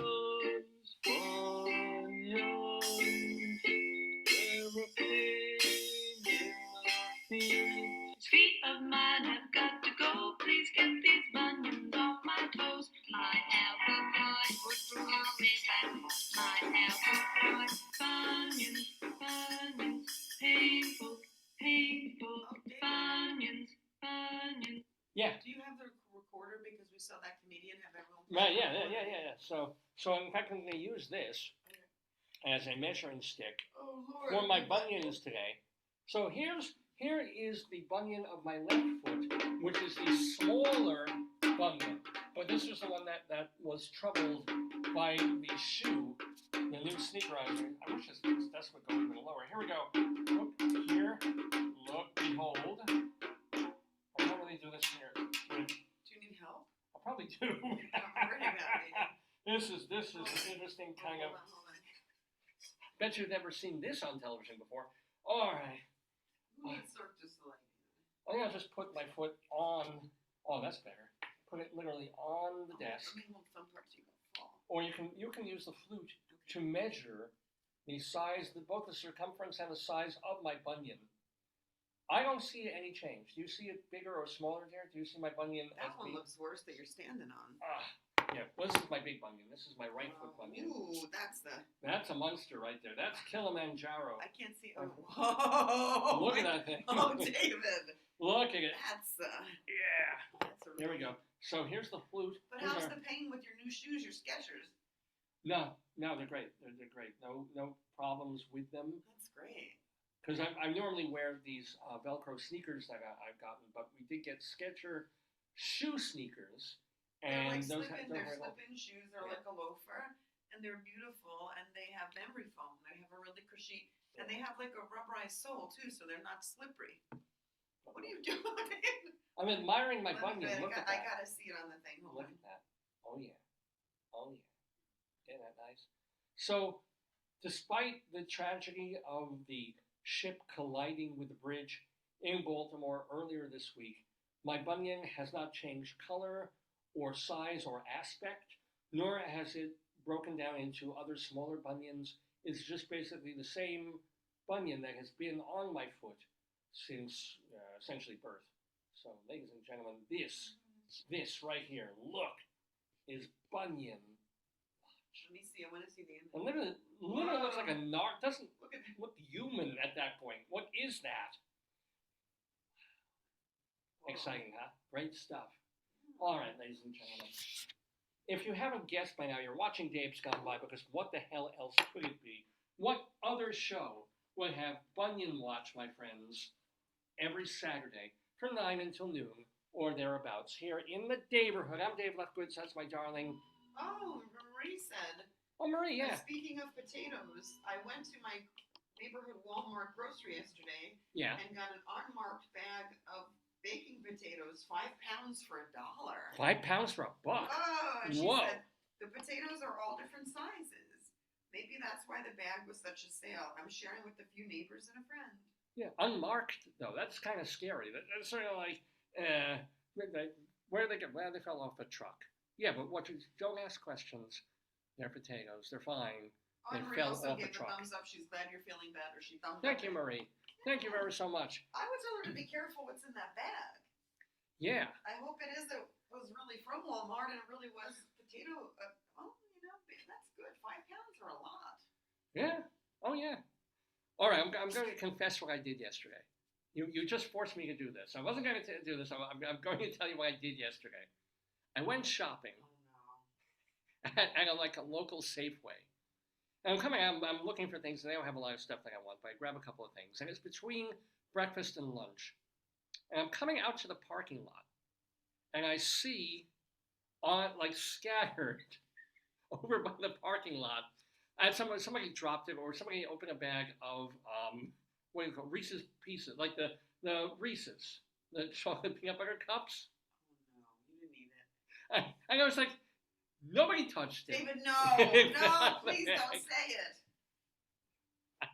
That guy could have put it up his tush. Yeah, I was right. The likelihood that somebody poisoned it or that it got bad, it's just somebody dropped a Reese's piece. Is that what they call them? Not Reese's piece. I don't know what you're talking about. Reese's I peanut don't butter wanna cups. know. And they were wrapped. So I was like, you know what? I'm a little bit peckish. So I snatched one up. I got in the car. I'm like, I'm going to have this. It was delicious. It was fine. And it tasted better because it was free. You're sick. There's nothing like free. It's I like the never bagel on the half-eaten bagel on the garbage can in the Seinfeld Maybe episode. We'll order the bagel. You want bagel? Oh, no, I just brought that up because of having food. Well, you don't need a bagel. You can go out the back and eat from the garbage can. Well, I got a There you bagel. go. There you go. Actually, I want a bagel today because I got pretzel this morning. So I'm kind of like, You don't want a bagel? what? You don't want a bagel? You want to go to the bagel place? We'll go to the bagel place. I didn't know we were going to do that. So we're going to do that. You know, I'll have something else, but I'll have it at, they do other things. why would you get anything else at the bagel place? Like a bagel. Well, they might have a wrap or something like that. Oh, I want to see if the supermarket was open. I'm too busy watching your show. There I am. Yeah, Yeah. beautiful. Oh, you even have landscape. captions there. That's so cool. That's why I watch it because I like reading the closed captions. Yeah. I do that all the time with most things, but this I can't hear you talk. I want to hear yourself talk here. Actually, well, that's going to get weird, but sure, let me hear me.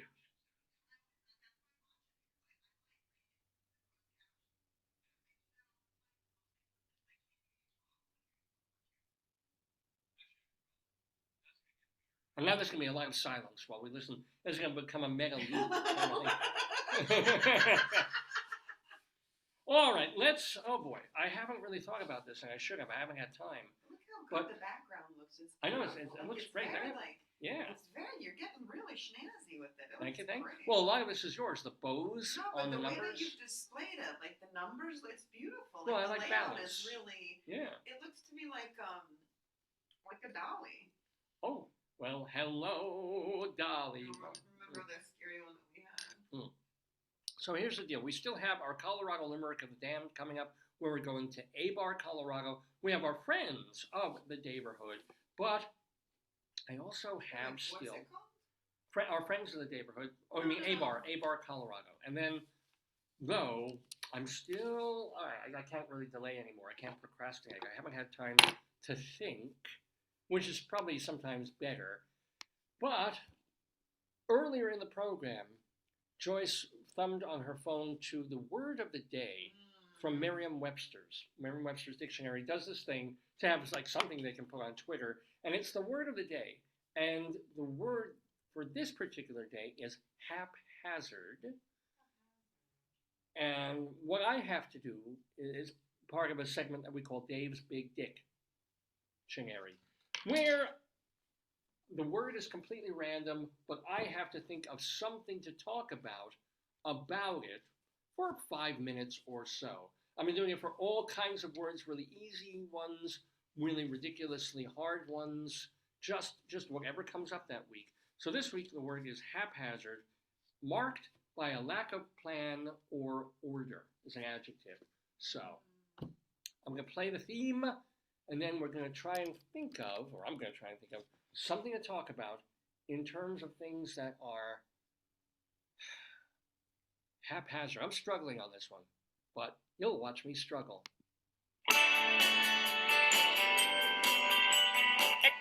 Extra, tell all about it. It's Dave's Big Dictionary.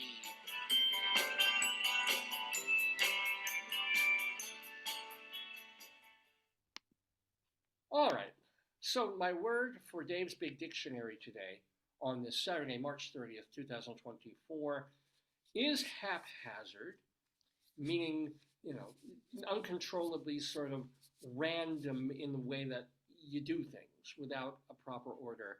And I guess where I want to go with this is saying that invariably I have tended, thanks to decreased attention span and the availability of just stuff, that my work, when I'm working on something, tends to be more haphazard. Not so much if I'm working on directly on a creative piece, if I'm writing a play, or if I'm working on some funny essay, or if I'm helping Rabbi Sol Solomon write his rabbinical reflection, then I can focus for a particular period of time pretty strongly. But if I have to grade papers, or if I have to plan slides for my classes, or do a lesson plan or my notes for an upcoming class, or a class I'm teaching next semester or whatever, if I'm doing anything like that, or anything work-oriented, the haphazardness has become an unavoidability. I will read through 3/4 of a student's, and I'm talking about a short essay, I'm talking about 2.5 pages out of a 3.5-page essay. I'll get to the 2.5 page mark, and instead of just finishing the damn thing, I'll be like, let me check the New York Post. Let me check Yahoo. I don't think that's haphazard. I think it's not haphazard. That's like distraction. I need. No, but there's a name for that attention. So it's like a decreased attention span, right? It's like a ADHD. But that's a function of us living with social media. But what'll happen is sometimes I'll be in the middle of that, and then I'll realize, oh crap, I forgot to post a review that came in, a theater review, to TotalTheater.com. So then I'll jump to that. Maybe it's your brain saying like, I'm bored. No, not on board, but that like something, like sometimes I'll read something and I'm like, I'm working on something, I'm like, oh, I gotta put that in a Post-it note, I forgot to do that. Something I'm reading triggers something slishes through your brain, and it's like, oh, I'm reading about this author. Oh, I have to do, like, so I think it's also that too. It is also that, but you can also at that point make a note and just quickly write it down. But no, instead I will go and start doing that other thing. But they say when you do that, I read a workflow thing. Every time you jump into your email and you get back into a work, it takes you an hour or something to get back in. Remember that? And not that, I mean, that's like exaggerated, but but no, you're adding extra time because to go from one mindset into another. So I hate being interrupted when I'm working on something, even though half the time I'm interrupting myself working on one thing to work on something else. And so now there's two things that my mind is on, and then if I'm interrupted from those, I go crazy because I gotta get my head back into. Do you get mad at yourself and then harass yourself? I don't know, because I know I'm doing it. I know that it's like, I can't look at this. I've read 3 student papers in a row. I can't finish this one. You have to take like 4 or 5 and break. Like I think you have to make a mental quota in your head. But it's at the point where it's understandable if I finish one and then break and do something else. But something in me wants to stop halfway through. You are who you are. And come back. But it's haphazard. It's kind of like jumping from this to this instead of finish it, because it would take me 5 more minutes to finish this. But I would rather take those 5 minutes, check the news, check if anybody famous has died, have a pee, have a snack. What that does is that gives you validation, and then you go back in like you feel. What do you mean variety? Validation. Like I think variety. Like validation meaning like, okay, I do other stuff than this, or this is something like it takes you out of that role and gives you another role. I like that. Could be. You have way more power in your review role where you are the editor of a review website, or you have more power where you are the editor. It's passive when you're grading, it's more passive because you're reading other people's work. But when you're doing your own work, it's more active. Well, even posting a review is not my review. It is still other no, people's but it's work. your website. Yeah, it's your website. It's like it's your empire. So empire building things, I think, make people feel happy. It's Although like, technically, I have more power as a professor because I can affect somebody's career in college. But it's your own success in your field of your field is in arts. You know, you're an arts person. But that's if I specifically jump to a project of. But sometimes I'll just be like, I'll go to YouTube because I need to change my music, and then I'll be like, who do I want to listen to? And then I'll choose somebody that I want to listen to. Weren't you talking about creep before? It's creepage. It's creeping. You were talking about creep before, right? Creep. No, I was saying Santa Creep, the guy who was in the snow. Yeah, but now this is like creep. It's like you creep into other things. I've never used that. I call it bleeding out. Like you're like when things bleed in and out because it's like bleeding, right? It's like it's like the wall between whatever you like, and you just kind of. Yeah. You know. But that idea of haphazardness of then I will go to YouTube. I guess it's more distraction than haphazard. But I'll go to YouTube and I'll say, let me check because I want to know more about this artist. So at that point, it's Wikipedia. Hey, tell me, give me a little bio of this artist that I'm listening to. And I say, hey, what does Robert Christgau think of this artist? And then 5 minutes later, it's like, let me get back to the fucking grading that I've got to do. And so it's this pinging back and forth from thing to thing. Without even without a logical sort of like, I can stop grading in the middle, just finish this paper before starting another one, as opposed to stopping while that paper's in the middle and saving my work that way. So there's a haphazard. The thing behind me, come to think of it, you were praising the look of this. It's haphazard. The deliberation is in making sure that it's sort of evenly covered, but there's this completely haphazard behind me. It's a Mission Barbecue sticker. It's Melvin G. Mintz, who is a prominent person in Pikesville, Maryland. There's my logo for Yagush and the Boom Weasels. There's, the number of the show. There's the Lubavitch Rebbe up there. It's completely mad, and yet arranged in a way so as to suggest not madness, but a certain kind of beauty. This is, I looked for Wegmans Dumani, and then it says. Weggies might be open. It says the pharmacy's open 9 to 1 tomorrow, so they should be open early. All right, that's good. That's good. I imagine Mission will be closed, and I imagine.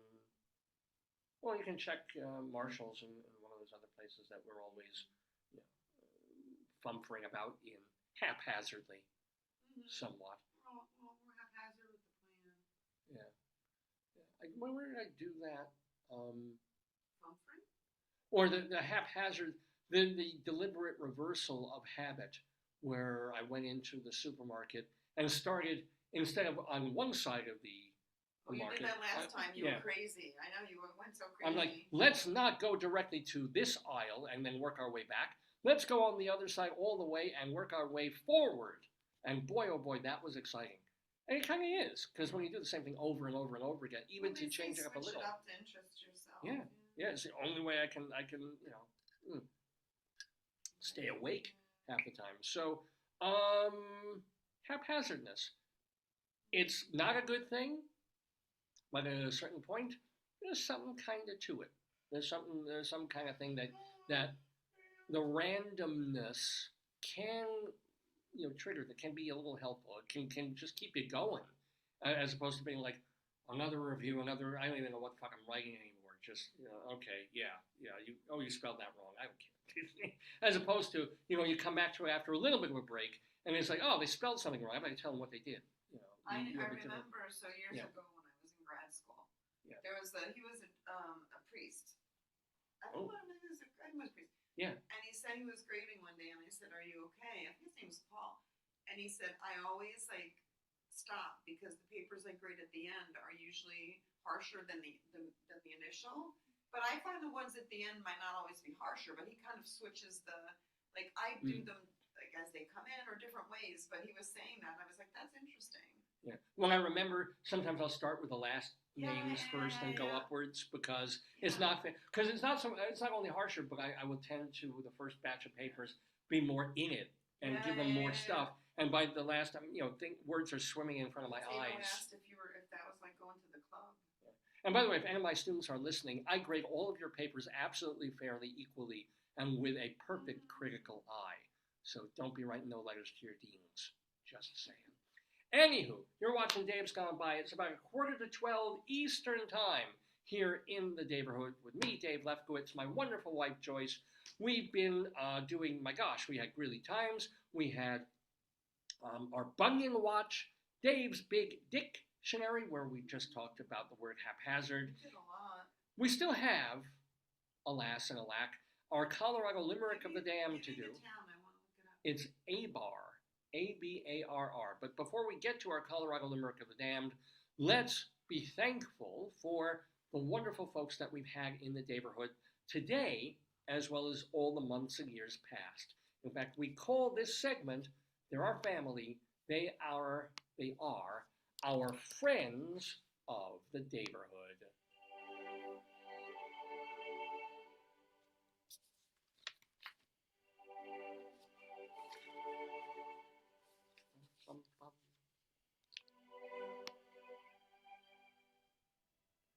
So, friends of the Daverhood are just people who've been on the show. For example, we have a brand new, delightful friend of the Daverhood.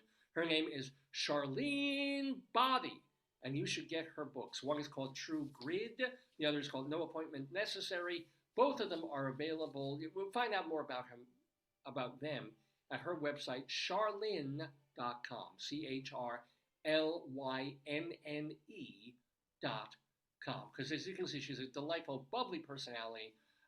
With, even leaving apart the God stuff, she's just a whole lot of fun with a lot of great stories, so you're going to want to read those in her books. All right, and speaking of gospel people, of people who are, seriously Christian and ministers and all that, hey, big mazel tov, congratulations that is, to my long time friend Trevor Vassell of WGBB Radio in New York, where I started this show. What happened? Trevor has been nominated by the Gospel Choice Music Awards as a radio announcer of the year. Wow. So you can vote for him and everything. I put in a vote for him. Yeah!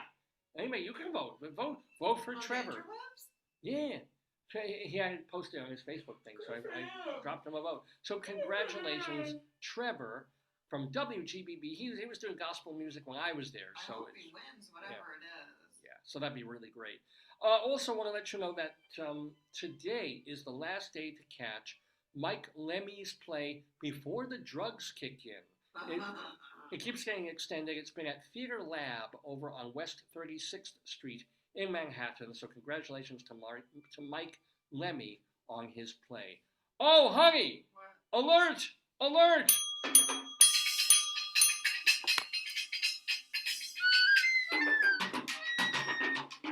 What do you think this alert is? I don't know why I can't get a decent tone out of this thing. Austin Pendleton. That's right. Oh, God. Austin Pendleton is, well, because every week we have something about Austin Pendleton. Austin Pendleton is directing his own play, a revival of it. It's Orson's Shadow, and you have today and tomorrow to catch it at Theater for the New City off Broadway in New York. So go see that. On Monday, oh boy, you know that you had a long and distinguished career when they roast you. And that's exactly what they're going to do to singer and cabaret performer and sort of dancer Leroy Reams. His Broadway career goes back even before, like, Applause in 1970. So, Leroy Reams at 54 Below, they're roasting him on Monday night. It's a cabaret roast. We're not talking like Friars thing here, but he absolutely deserves it, and he's a sweetheart. So go see it this Monday night at 54 Below in Manhattan. If you're not going to be there, you're going to want to be at the Bistro Awards, founded by our friend Sherry Eaker. This is a cabaret nightclub nightlife award. And getting the Bob Harrington Lifetime Achievement Award is our friend of the Daverhood, comedian Robert Klein. So Klein was on Broadway in They're Playing Our Song. He was also in The Sisters Rosenzweig, I believe. Plus, of course, he's been doing comedy for 60-something years now. So yay, Robert Klein getting the Sherry Eaker Bistro Award. And on Tuesday, if you go to Birdland, you can see the April Fool's show, even though it's April 2nd. But it's Christine Lavin and a bunch of her musical friends like Buskin and Bateau. Go see them. It's April Fools at Birdland. Not on April Fool's Day. I guess that's the fool part. It's April 2nd, this Tuesday. On Wednesday, Bob Brader is starring in Suzanne Bachner's new play, Conversations with My Divorce Attorney. It's being done as part of the Fringe Festival at the 14th Street Y. And sort of the irony there is Bob Brader and Suzanne Bachner are married, and her show is Conversations with My Divorce Attorney. Anyway, playing now through the middle of April, Ibsen's Ghost by our friend Charles Bush. He wrote it, he's also starring in it, and it's being done at 59E59 Theaters in Manhattan. I think it looks like this. Is that Ibsen? Wow! Wow! It's a meme for sliding into Friday. Oh, I put music. He's doing Eddie Cantor. He's doing If You Knew Susie, I'll bet. Let me...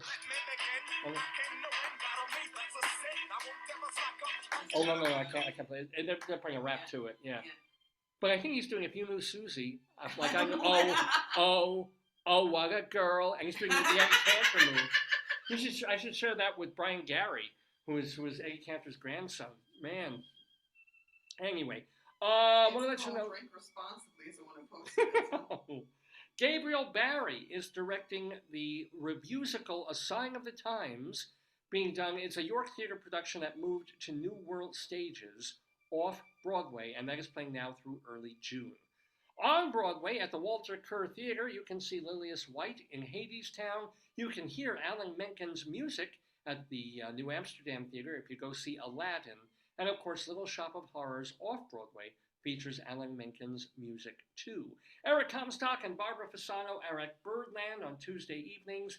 Vince Giordano and the Nighthawks are at Birdland on Monday evenings. And of course, Jim Caruso's cast party every Monday night at Birdland. Get your tickets at birdlandjazz.com. And by the way, Michael Guerin is at the Roxy Hotel in Tribeca 5 nights a week, Tuesday through Saturday nights. Evan Seplow is the founder and editor of StageBuggy.com.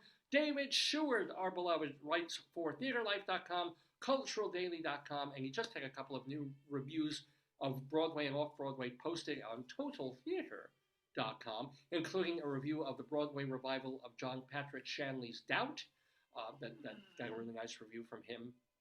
And what else did he review?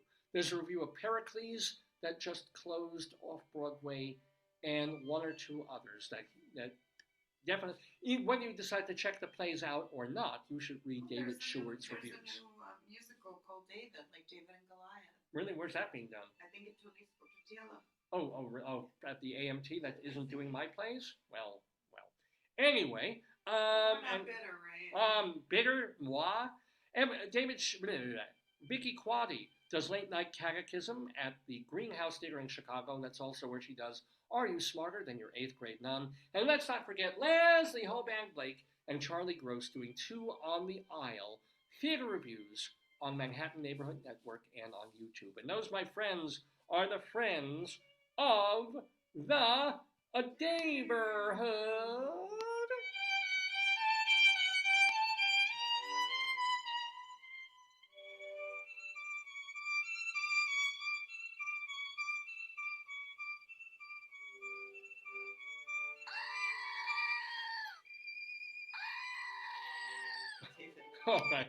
All right. Here's the Instagram for the town you're doing. Just look at it. I know. David? Oh, we just, every time you hang me the thing. Okay. Oh, go back, go find it. Because it's time for the Colorado Limerick of the Damned. Hold it, honey, just hold it, like, on the outside. On the outside, without touching any buttons or anything. Ladies and gentlemen, our Colorado Limerick of the Damned is going to Come on, it's a happening place. Abarr, Colorado. There it is. That's its Instagram. It's got, 12 followers? It's in the middle of nowhere. It's nowhere. How many posts? It's got 12. I mean, the pictures are nice, but this is where it is in terms of anywhere.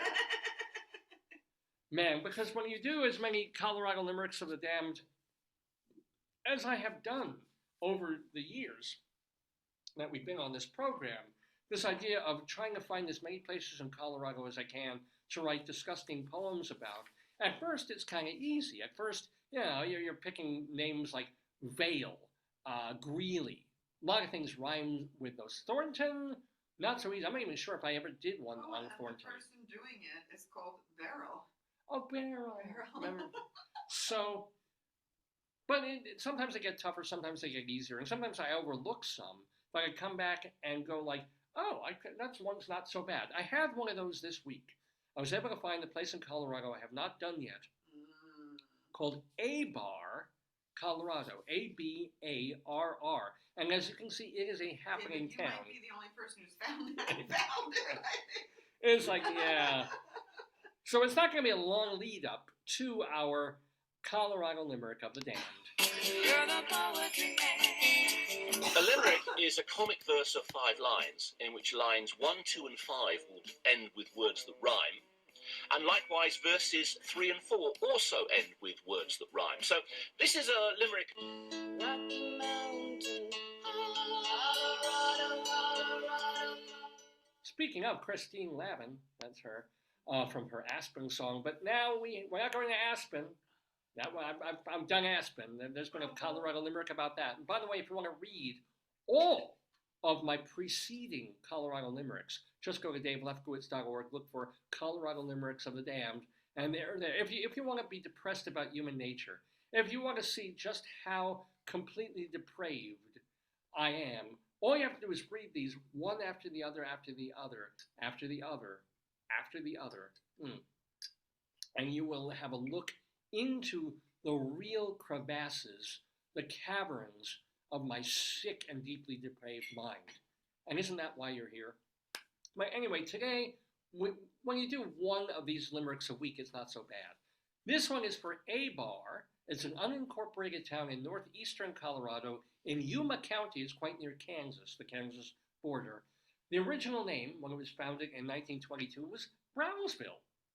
Okay? But 1 year later, they renamed it for the maiden name of the wife of the owner of the general store and post office, Ethel Abarr Hoffman. So that was her maiden name, Abarr. I thought they named it because the town had a bar. Abarr. No, because as we've seen, it doesn't have a bar. It had a post office. It may not. Doesn't really have anything else. But it's near, I think, the Springs or something. So it's like one of the towns that are near a bigger town. Well, and it's you can drive 2 minutes. I mean Kansas. So 10 minutes. I mean Kansas. So anyway, that's all. Literally all I have about Abarr, Colorado, which means there's no delaying. But you seem to know more.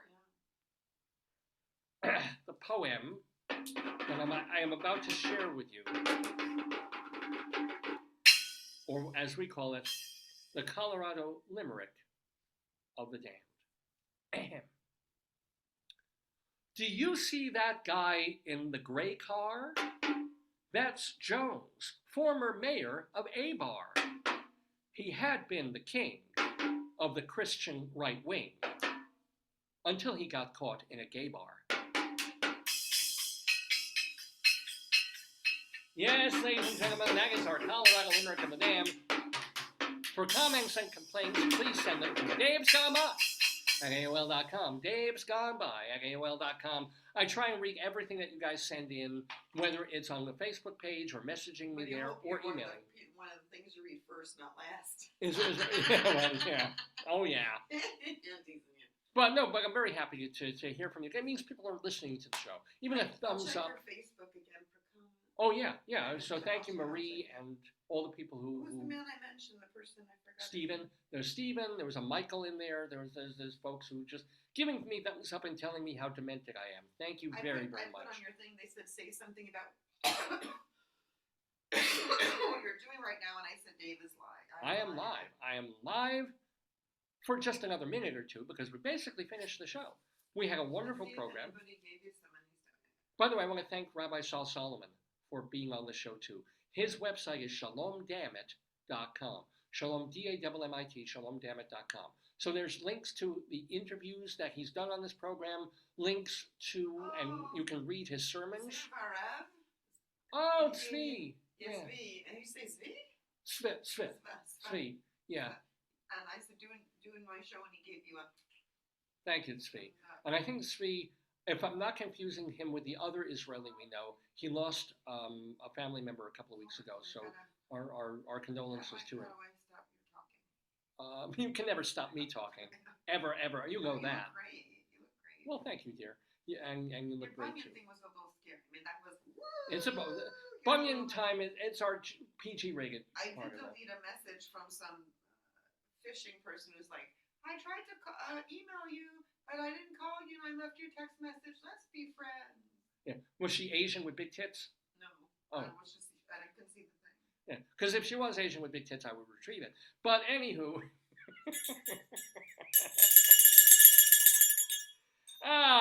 Anyway, you've been watching the Dave's Gone By Show, our 937th episode. Thank you again to Charlynne Boddie. Go to her website, charlene.com. Does she live anywhere near Abarr, you think?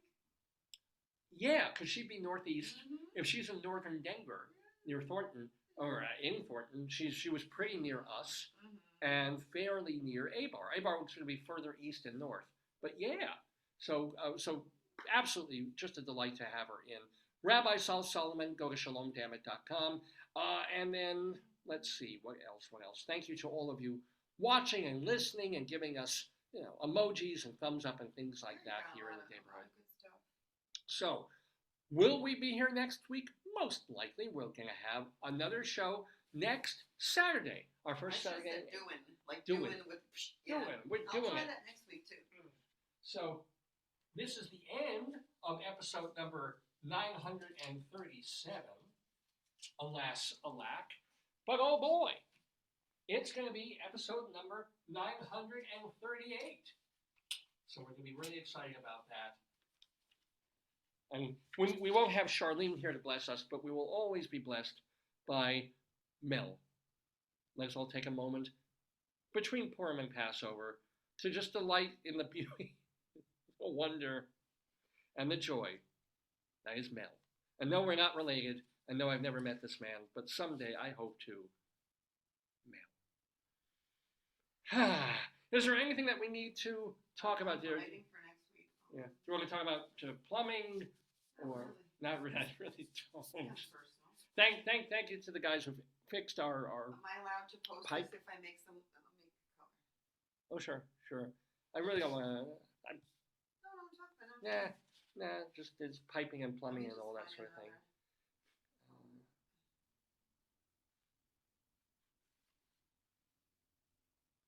What's the color that means the end of the show? Oh. Well, I love brown. Normally it would be brown, but I love brown for the whole thing because it's my favorite color.